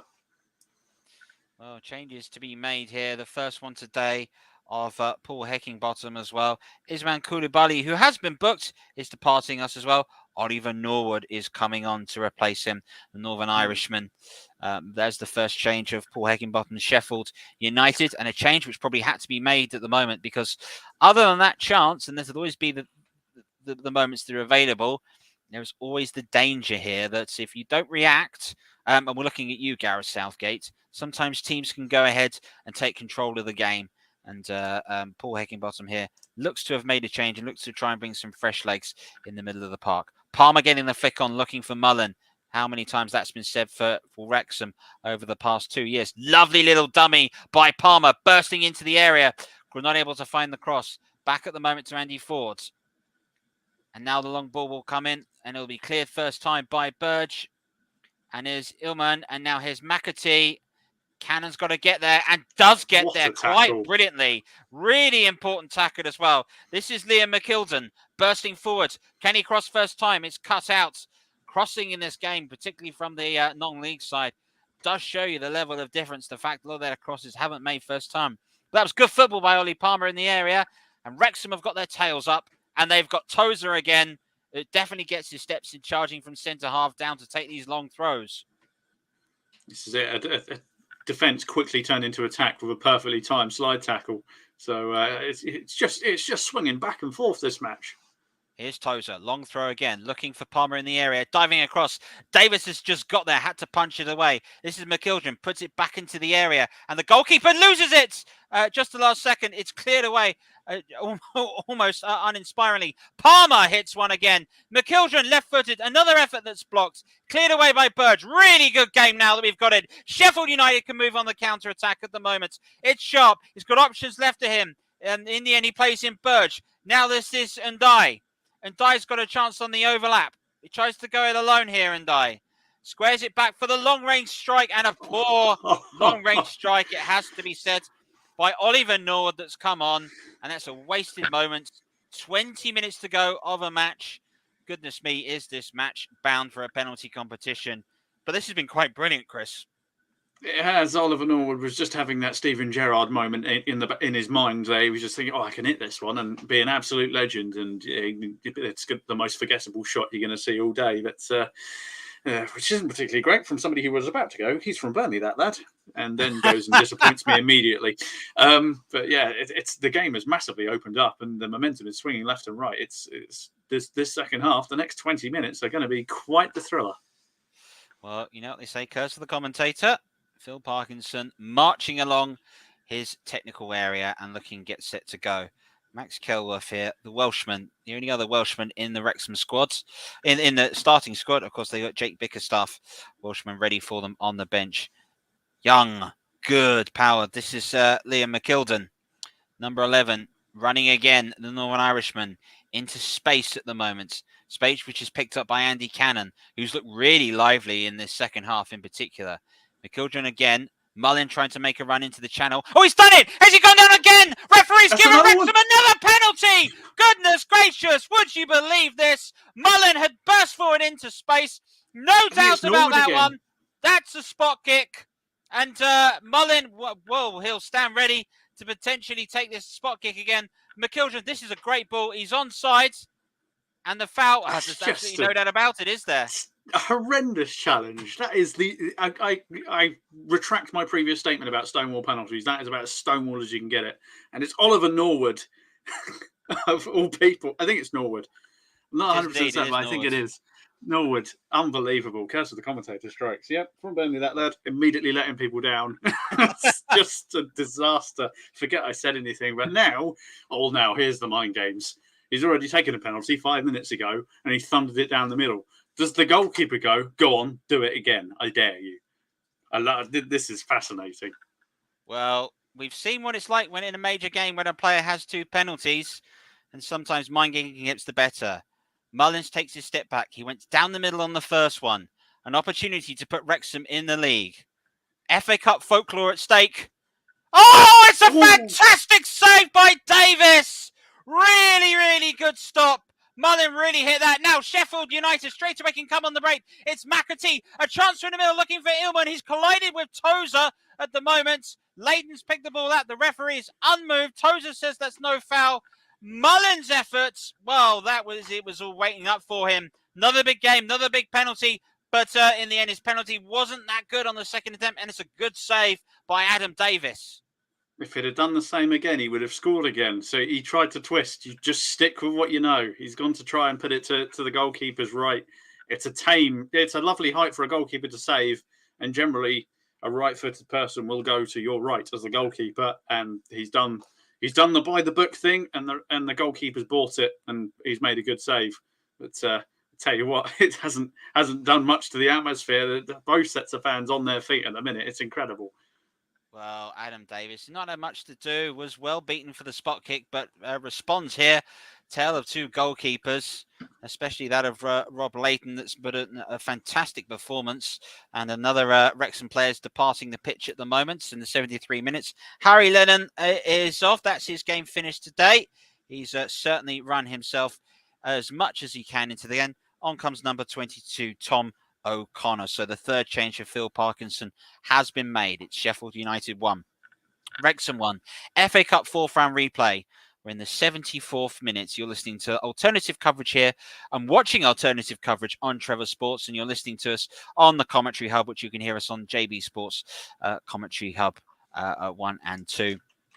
We'll have the views of Nicholas and Russ at full time with this one on their thoughts. But a game which they thought didn't have much in the first half has sprung to life in the second half. But to be fair, the game at the racecourse did absolutely the same. Palmer getting to half a yard, but the referee here is going to have a little word with Mullin. I think he's claiming there was a foul. Adam Hosevich, yes, was guilty of another foul. And these sometimes old-fashioned centre-forward tricks are working. Getting ahead of there between man and ball. That was good work by Mullin to draw that foul. It was, yeah. He got himself in a position where he was always going to get there first and wins a free kick. But tell you what, the second half so far is flying by. We've only got 15 minutes left. Time's disappearing. It absolutely has. It's been an absolute joy to watch this game at the moment. Really has had just about everything. A long-range free kick available, and I can see Luke Young standing over it. Surely not from here. Does he fancy? Surely I mean, there was a famous Mickey Thomas goal that once knocked out Arsenal. It was scored by Wrexham. the hard-working little professional. Could something similar be on the horizon? And you have to feel for Paul Mullin, a chance for make yourself into FA Cup folklore, but it wasn't to be. I think Thomas is going to play this short Percy, and he's stepping back again. Raises the right hand, looks to curl it into the box, looking for Palmer, headed away by Burge, first time. Now it's Norwood. Basham looking to play it down the channel at the moment. It's been well read by Thomas, who gets it headed out. There goes Andy Cannon under pressure. Norwood again, guilty of the foul. Burge brings it away for Sheffield United. Billy Sharp wanted it through the middle and didn't get it, and there's no foul given. Wrexham have an opportunity to move on the break. And I can just see, I think, Paul Mullin potentially holding his hip in the middle of the pitch. Hopefully, he may be able to run it off. And there goes a pass into the middle of nowhere by Thomas O'Connor. It'll be picked up by Adam Davis into his area. And Sheffield United will continue here to go. I think I can certainly see that Mullin is holding his hip. Obviously, that last collision that he took. But, you know, if you think about what he's been through today as an old-fashioned centre forward, you've got to get stuck in. In terms of how this cup fourth round replay is going for everybody else, Burnley and Ipswich are still drawing 1-1. Fleetwood leads Sheffield United by 1-0. Grimsby are 3-0 up at Luton. Of course, one more game to come tomorrow, but that won't be with us. Trevor Sports is taking Mrs. Trevor Sports out for some food because he has to. Those are the rules. Luke Young here is guilty of just diving in just slightly without full control on the foul there on Burge, and referee Lee Doughty was on top of it. I'd love to know your opinion on the referee so far, Chris, and how you think he's handled today. He's handled it pretty well. I think the second half there's been a few wild challenges, and he's got to do a bit of work to get things a little bit calmer now. But yeah, he's had a good game so far. I think he's got all the decisions more or less spot on, especially with the two penalties that he gave. The first one may be dubious, but you've got to bear in mind where he was stood. It would have been very hard to tell at first glance without the assistance, as the goal scorer is now the goal scorer for Sheffield United has gone off, and on comes Max Lowe. And obviously the second decision was pretty stonewall. So yeah, he's got all the key decisions right. So he's had a good game. Confirmation, Ano Adamovic, who scored, would you believe, 5 minutes into the start of this half. There's a long ball floated in. Oh, fantastic save by Leighton. Oh, another brilliant stop by the Wrexham goalkeeper. It was a long ball floated into the area. The header was firm and true. Leighton has lipped all the way across to his right. And you feel it was a Bailey must-score moment. And Basham's under real pressure at the moment from Cannon and Mullin, but is able to coolly and calmly play it away. I tell you what, can we have Wrexham versus Sheffield United every week on the channel? This second half has been one of the best halves of football I think we've had. And Rob Leighton again has made another fantastic save. Yeah, he's just been impervious to any kind of pressure from Sheffield United. He's just stood up to he couldn't do much about the goal that he conceded, but everything else he's had an answer to. And it's one of those nights where Sheffield United will be questioning, are we going to be able to score another one? Because he just seems unbeatable right now. Touch wood, don't curse him now. Well, it's a chance for Ndai to run at the moment. He's up against the Max Kelworth at the moment. Pass back to O'Connor. Burge. Bit of space for Heat. Norwood, edge of the area. He's not done a lot. He tries to play a clever little pass through. Hasn't worked through. Ollie Palmer that cracked the bar in the first game. And Paul Mullin has gone down. And I think, I wonder if Paul Mullin will need some treatment here. It's ever since that collision that he had with John Egan and winning that last foul, he's been holding his hip, and since that, I wonder perhaps is his match over today? And if that was the case, this is the moment I think where we're noticing it. It's there. And he's been feeling that hip, I guess, or whatever, since that point. But if Mullin goes out, if Mullin is gone, does that also mean that Wrexham's chances have gone? Well, no, they've still been creating chances. I mean, Mullin's obviously been the focal point, but somebody else will just have to step up, and this is where new heroes are made. And you've got two subs coming on, warming up now. I glanced for a second. I could have sworn that was you for a split second, Trevor. That was borderline looking. I don't know, but yeah, it was. There's a player that looks mildly like you warming up on the sidelines. I got very confused for a split second. Yes, it's not David Beckham. Don't worry. Yeah, but I mean, he's on his feet now, Mullin. He's just seeing if he can perhaps run it off. Looks like he's saying that he's fine, but I guess Phil will decide that. They've got they've got to keep in mind their league season. He might go that I know it's the FA Cup, but I need you fit for the league, so I can't risk it, which may be the discussion that's currently going on. Well, Willstone to come for Wrexham, and I wonder potentially is Phil Parkinson made the decision, the fact that Mullen's game will be over. It's back with Leighton, and the ball is in play. Rob Leighton, that's another fine save. Want to see a replay of his effort. I think he's certainly in shout for player of the match. Palmer trying to get a flick on, but there's no Mullen ahead of him. It's gone back to Adam Davis in goal for Sheffield United. Apparently, I believe it's a hamstring problem, but Mullen has come back on. Certainly, if the hamstring goes and he can't move as he did, that's going to cause worry. But one of the days of a little bit of magic sponge may do the trick. Palmer putting on some pressure at the moment and winning and causing a foul. He's not happy about that, how quickly went down. And one of the words was off. Yes, and for those of us that are watching, by all means, so confirmation here, Paul Mullen is departing, taking no chances with that hamstring problem. Scored one penalty, missed one, an absolutely astonishing effort by him today. Really has been led the line of attack fantastically as well. As is Andy Cannon, that's also departed. Phil Parkinson making 2 final changes available to him. And these changes, we will confirm it to you. But Mullen really has run his socks off today, but it hasn't been the case. Elliot Lee coming on, former West Ham player, signed from Charlton. And Jake Bickerstaff, just to let you know, is the other Welshman in the squad for Wrexham today. So Wales 2, Wales 1 in Sheffield United versus Wrexham. But between Sheffield United and Wrexham, the score is 1 apiece. Apparently that's me. You can call me Elliot Lee, according to the co-commentator. Journeyman footballer, 28 years old, signed from Charlton, yet to score. One if it's the big day for him. Palmer looking for the ball over top to Bickerstaff. Hasn't got there. It's a rush clearance and Young trying to win it. McAtee, here's Norwood. Plays it out wide. Has he played it too far out wide? No, it's well controlled by Basham in the end. Norwood. Crossfields. Lovely header back in looking for Ndai, and that's good defending by Kelworth. Here's McAtee. Here's Ndai. Osborne for Sheffield United. Norwood runs near him. Ndai again. McAtee. Burgess in the area. It is Ndai. Basham. Did he think about the shot? Burge.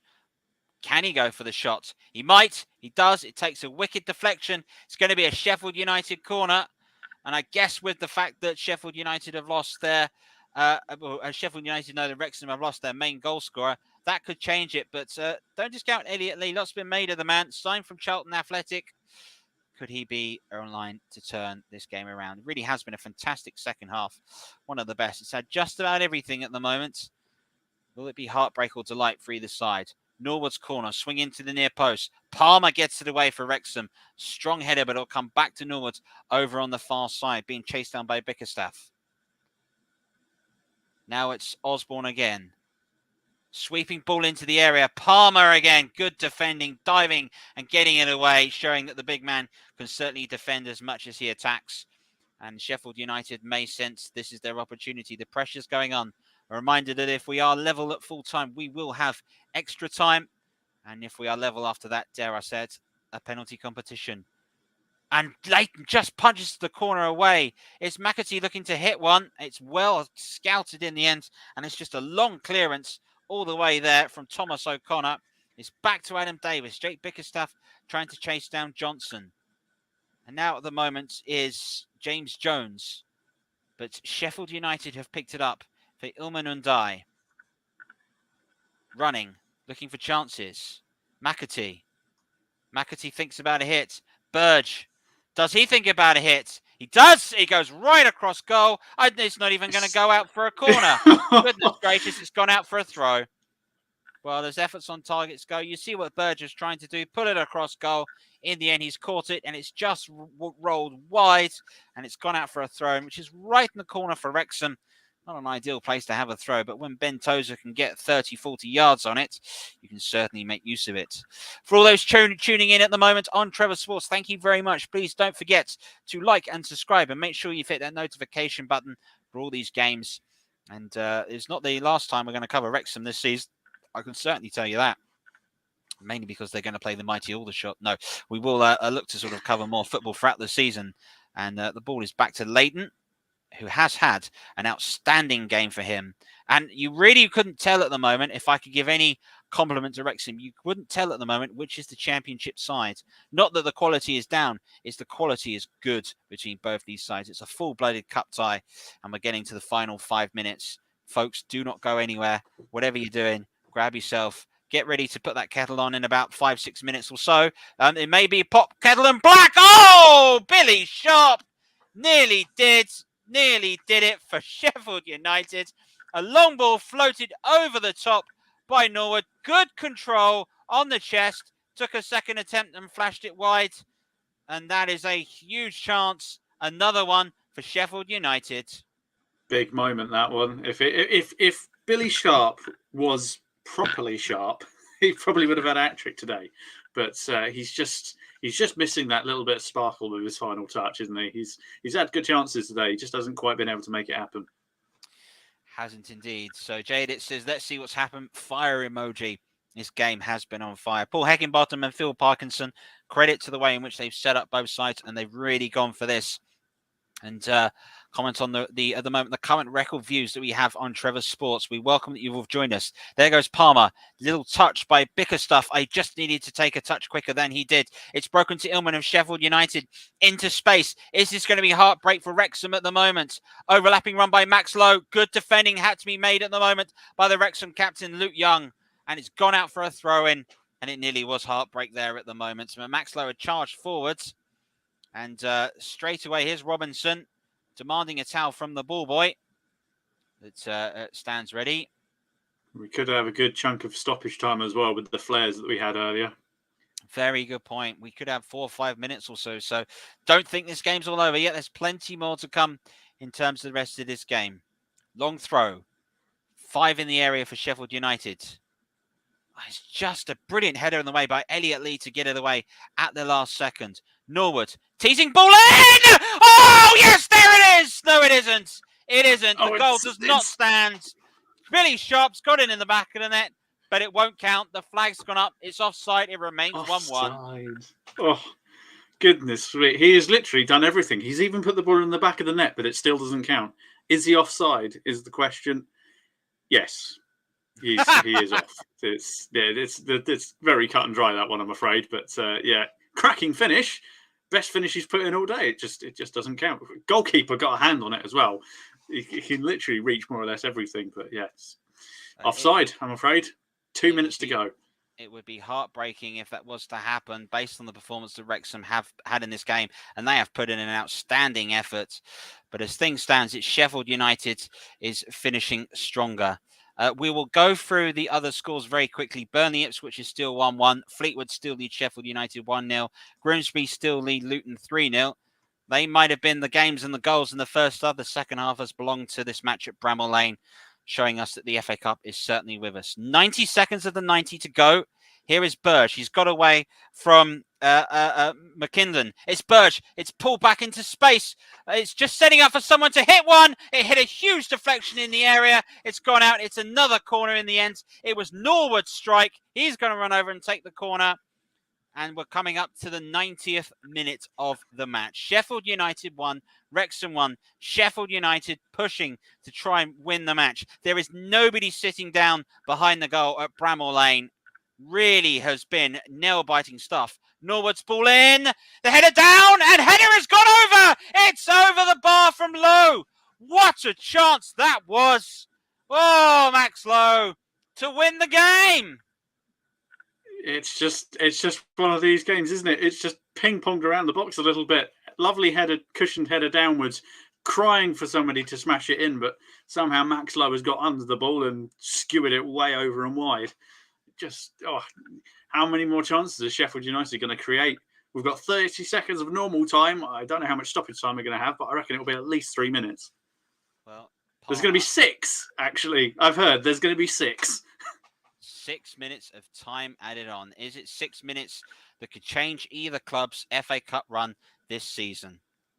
And it's certainly looking like the Championship side are determined to try and win this in normal time. Swansea to come for them 3 o'clock on Saturday.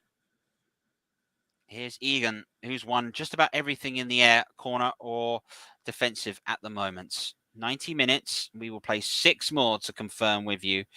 So, folks, hold off on that cup of tea. You can stick the kettle on in a few minutes. You may be sticking the kettle on as things stands for 30 minutes more, which I would not complain about. This game certainly has lived up to the hype today. Best game of the 4th round. And you're looking at the scores at the moment. Best game of the replays. And it's not the only game that could be heading to extra time. Burnley and Ipswich could be. We'll keep you updated, but that is still 1-1 at Turf Moor. This is low for Sheffield United, who had that chance off the header down from Egan. And Sheffield United, through Robinson, looking to play it down into the channel again, over on the far side. Cleared first time by Max Clearworth. It's gone out. It'll be a throw-in for Sheffield United for Low to take. Wrexham fans, well, what an evening they're having. Oh, it's a chance for McAtee to burst through into the box. Illman pulls it back. The strike takes a horrible deflection and goes over. Huge appeals at the moment for penalty. Norwood strike. Referee Lee Doherty is unmoved. Says no. I guess the corner will have to stand. Norwood is incensed. He believes this is a spot kick. Let's have a look. Ooh, I tell you what. He's got a case there. He does. He's got a big case that's come off the elbow of the defender of Lee. It has indeed, hasn't it? It has blocked the ball. That should be a penalty. Goodness me. Well, it's just another twist in the tail of the game. And if the VAR was available, the corner's coming now. Watching it. Ian gets the header down. First time clearance by Kilworth. Gets it away. First time. McAtee now, who's got pressure at the moment from Elliot Lee. McAtee, just plays it right through his legs into space. Chance for Burge is struck Palmer. Now can Wrexham, can they play it away? 4 minutes of time added on and a foul which probably had to be made. Yeah, referee's got his card out for a professional foul. And who was it who's calling over? We shall find out for you very shortly. It is Sander Burge that is booked. Professional foul. They used to be just a referee saying, don't do that again, and maybe you have to get a round in. Now it's a yellow card, and in some cases a red. But that's the advantages of football matches at the moment. Sheffield United won. One team that will be loving this will be Middlesbrough. Currently watching both Burnley and Sheffield United go to extra time before midweek fixtures. Very much to the third place. They're a long way behind Middlesbrough, but they'll be sitting there going, "Oh, could be some injuries. Could some exhaustion play into the league?" Well, you say that with Wrexham, the fact Paul Mullin has gone off with that hamstring problem, so there could be the potential there that in terms of his season over. This is Bickerstaff trying to find space. Palmer bursting forward. Ollie Palmer thought about the shot, gets the shot away. It ricochets in the area. There was options out wide. Wasn't able to take them. Norwood's ball away. Oh, it hasn't been cleared. It has to Billy Sharp. He's got to come forward past Tozer. Sharp has won the game. Surely for Sheffield United. At long last, the captain, who just hasn't been at the races, may have knocked the side out from the racecourse. It's come 3.5 minutes into time added on. A defensive error that had to be made. Billy Sharp, skipper, to strike his 3rd goal of the season. And Sheffield United, I think they've broken Wrexham's hearts. I mean, Billy Sharp has done everything before this but score. And look at this. It comes out the opportunity of Wrexham having a shot deflected. It's a wonderful ball forward to Billy Sharp. The defender misreads it. Is that tiredness coming into effect? Billy Sharp, the experienced man that he is, just checks his run slightly to send the defender the wrong way, buy himself a little bit of space, and this time he makes no mistake. Bottom right-hand corner, low to the goalkeeper's left. Goalkeeper can't get down quick enough. Expertly finished. And that is probably all she wrote. Well, but we don't know. We've got another couple of minutes. You feel for Max Clearworth here, though, in that respect. It was his mistake. It has meant that Sheffield United have retaken the lead in this game so late in the day. Apologise for the squeak in the voice, but it has been that sort of match. Palmer looking to win it. It's floated up in the area to Young, headed it down, ricochet to Bickerstaff. Now, is there a chance? There's lots of officials that have appeared behind the Wrexham fans, and they have a throw in. Lowe's cleared it away. We've got 1 minute and 10 seconds to go of this match, plus perhaps a little bit of time on for celebrations made in that. This is Bickerstaff. And this is the effort here, which is claimed. I don't think you can call that a foul, handball, but we've seen them given. Yeah, VAR would probably give that. But right. Then does that equalise? Yes. Looking for Palmer, I would imagine. Egan gets there again. He's been brilliant heading it away. Robinson this time gets it away. Now it's a chance to break away for Ndai. This could be the counter-attack that finishes the game. McAtee is ahead at the moment. Here he goes. Will he lay it back for Norwood? He's sent down. Good defending. Oh, it's broken back to McAtee. And Burge will finish it off. And that settles it now. Sheffield United will be at home to Tottenham Hotspur in the 5th round of the FA Cup. Welcome to Sheffield, Wrexham. For Wrexham, it's this wonderful Hollywood story. But it looks like their cup run, well, it is confirmed now, their cup run's going to come to an end in a fantastic match. Well, they gave it a good go, didn't they, Wrexham? It's harsh on them. The scoreline is probably a bit harsh on them, but goodness me, Sheffield United, they waited and waited and waited. They weathered the storm of that early second half, and they've just worn Wrexham down. And ultimately, in the later stages of the match, they've just been able to keep the afterburners going just that little bit longer. Mistakes have been made by Wrexham as tiredness kicks in, and they've just had that little bit of extra quality to make the difference in the final third in this second half. And it's a lovely ball through, and Burge absolutely smashes it top left-hand corner from 7 yards out. Goalkeeper Leighton, who's had a superb game, hasn't really had much to do with the 3 goals. He couldn't do anything about them. But yeah, it's harsh on Wrexham. It's a heartbreaking scenario for them, but they've given it a good go, and they should be proud of their efforts. Well, one would have to look back at the penalty that was brilliantly saved by Adam Davis from Paul Mullin. If that goes in, it's 2-1 Wrexham. It's a different game, but as you said many times, Chris, it's all about the way in which these ifs and buts, which changes a game. And here today, Sheffield United 3-1 up, and Bramall Lane is bouncing. They will feel aggrieved with that, but let's not forget the Wrexham fans are making a fantastic bit of noise for their players who've put in an almighty shift this evening. Really, you couldn't tell that there were 70 places between them in the footballing pyramid. A fantastic performance, but it's not to be in the end. I can confirm 2 full-time results. Fleetwood Town have beaten Sheffield Wednesday 1-0, and was a substitute back to made. And Grimsby have beaten Luton by 3-0. So an upset that has taken place, but a final change made for the game, and it's James McAtee has come off, and Andre Brooks comes on for just the last few moments of this game. So that confirms another change by Paul Hickenbottom. For Wrexham, well, they're going to continue to push as much as they can, but it would be impossible for them to try and get an equaliser at 2 goals in no time, especially when they've not got the ball. Burge. And there is the full-time whistle of a game which really has delivered. It was an outstanding contest between Sheffield United and Wrexham. It was going the distance, we thought. An upset Billy Sharp in the 93rd minute to sneak an equaliser. Sander Burge went ahead and finished it off. Paul Mullin missed a penalty with the scores tied at 1-1 and went off with a potential hamstring strain, as Phil Parkinson may very much have eyes on promotion in Wealdstone on Saturday. But for Sheffield United, a big result for them. They move on and they will host Tottenham Hotspur in the 5th round of the Cup full time. It is Sheffield United 3. It is Wrexham 1. Thanks, Trevor. Wow. What a second half that was. Maybe even a bit more explosive than what happened in the what's happened in the second half at the racecourse ground. Wrexham are out. And I have to say, Russ, they have well and truly done themselves proud to get this far.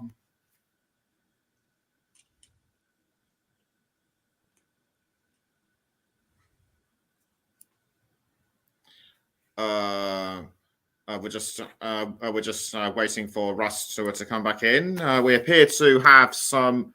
I'm here. Nick, sorry about that, my friend.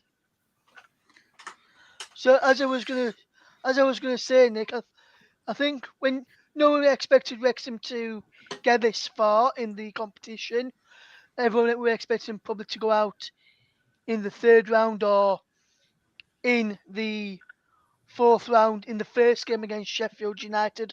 They've done well to get to a replay, but they were unlucky not to be taking the lead when they had that second penalty. I'm not sure if the first one was. I think it was just outside of the area, but I've seen them given, so to speak, which a lot of people say nowadays. I think it's going to be a good. I think Wrexham can be very unlucky not to get into the fifth round against Tottenham Hotspur at home, which would have been another massive crowd for them at home as well. And while me and Nick have got some results from the other matches taking place in the FA Cup this evening, is currently still being played and they're into 9 additional minutes at Turf Moor, and it is currently Burnley 2, Ipswich 1. Nathan Teller has scored twice there, and George as well. Teller scored in the 94th minute to get Burnley back into the lead. So if JB's listening, he'll be pretty happy with that. Fleetwood, as Trev mentioned, have beaten Sheffield Wednesday by 1-0, and Grimsby have knocked out Luton by 3-0 in that game there. And in that game in the Championship, where there was a game on in the Championship this evening, he's finished Blackpool 2, Huddersfield Town 2. Huddersfield played against 10 men for the entirety of the second half and could only drop points again. They went in lead through Pearson. Lions equalised on 82. They went back in front on 87 through Karoma. Then in the 90th minute, Josh Bowler made it 2-2 in the game between Blackpool and Huddersfield in the Championship. In League One, Port Vale 1, Accrington 1 is a full-time scoreline. Accrington finished the game with 10 men. Worrell pressing up the score for Accrington before Worrell equalised. Rogers sent off in the 75th minute in League One, just for people who may be interested. In League Two, Crewe 0, Leyton Orient 2 in the game there, and Doncaster 2, Tranmere 0. In the National League, just to round up in there, still being played is Chesterfield 1, Woking 3, Halifax 1, Barnet 3, Maidenhead 1, Southend 2, Oldham 4, Dagenham and Redbridge 2, York City 2, Solihull Moors 3, and I can tell our co-commentator and one of our listeners, JB, that it is finished at Turf Moor. It is finished Burnley 2, Ipswich Town 1. Away. Nathan Taylor goal in second half stoppage time. The difference at Turf Moor today. But let's get back to this game, Nick. And like I was saying, Wrexham can be all their heads high with their performance and how far they got in the FA Cup this season. Well, I just want to ask Chris Wyman a question. And Chris, who was your player of the match this evening in the game at Bramall Lane? Because Trevor has gone for Rob Lainton, the Wrexham goalkeeper. Would you agree with that, or have you got someone else in mind? I would absolutely agree with that. It was very much an outstanding performance from the Wrexham goalkeeper, and he kept them in the game. He made a crucial save in the early in the second half to keep it 1-0, and then obviously they go and get a penalty, which they equalised from, and he kept them in touching distance all game long. There wasn't much he could do about the actual goals himself, but he was top notch today, and very unlucky to be on the losing side. Yes, indeed. Yes, indeed, he was, Chris. But for Sheffield United to go through to the fifth round against Tottenham Hotspur, where do they go from here? Surely they've got to concentrate now on their. Surely they've now got to concentrate on their promotion push. But surely another step in the FA Cup will be just nice for them. Yes, Yeah, absolutely, absolutely. Nick. Okay. And Both of us. sorry, Chris. I'll let you jump in a second. But yeah, Nick, absolutely, my friend. The focus will be on getting promoted. That's the main aim in this season for Sheffield United and Paul Eckingbottom. But when you look at it as well, Nick, you can see the current run and promotion won't do them any harm. Yes, there'll be extra games. Yes, they'll have more games postponed and more games to play later in the season, which can hinder their promotion hopes. But if they can continue to get the points in the league, they won't mind that they're in the FA Cup, and we'll have to see where this goes. What were you going to say there, Chris? I was just going to say, yeah, it's an FA Cup run is always good for morale, regardless of how your league season is going. It can become a distraction, but for Sheffield United, I think it's a welcome distraction because they've got quite a nice buffer to third place, so they can probably have a good go at the FA Cup if they want to this year. So yeah, and obviously for Tottenham, this is a potential banana skin for, the FA Cup is probably going to be Tottenham's only chance to win a trophy this year. And Sheffield United, they were very smart in this match. They weathered the storm. They let Wrexham burn themselves out, and then obviously the last 10 minutes they really piled the pressure on and eventually shone through. So I don't think Tottenham will be looking forward to a game against this lot. So interesting next round for Sheffield United. And as for Wrexham, obviously, valiant effort. It has to be said. They played really well. They didn't look like a non-league side at all in this. They very much could have been a championship side as well. So they've done themselves proud, and obviously now they can just keep their eyes firmly on promotion, which would be thoroughly deserved based on the efforts over the last 2 seasons. Yes, indeed. Yes, indeed, they would. We're just coming up to the end of time. Nick, just before we do go, I'm just going to let people know who the other teams have got in the next round of the FA Cup. Grimsby Town, who got past Luton tonight, they'll be facing Southampton at St Mary's on the 1st of March, 7:15 kickoff in the UK. Also on that day at 7:30, it'll be Burnley against Fleetwood Town.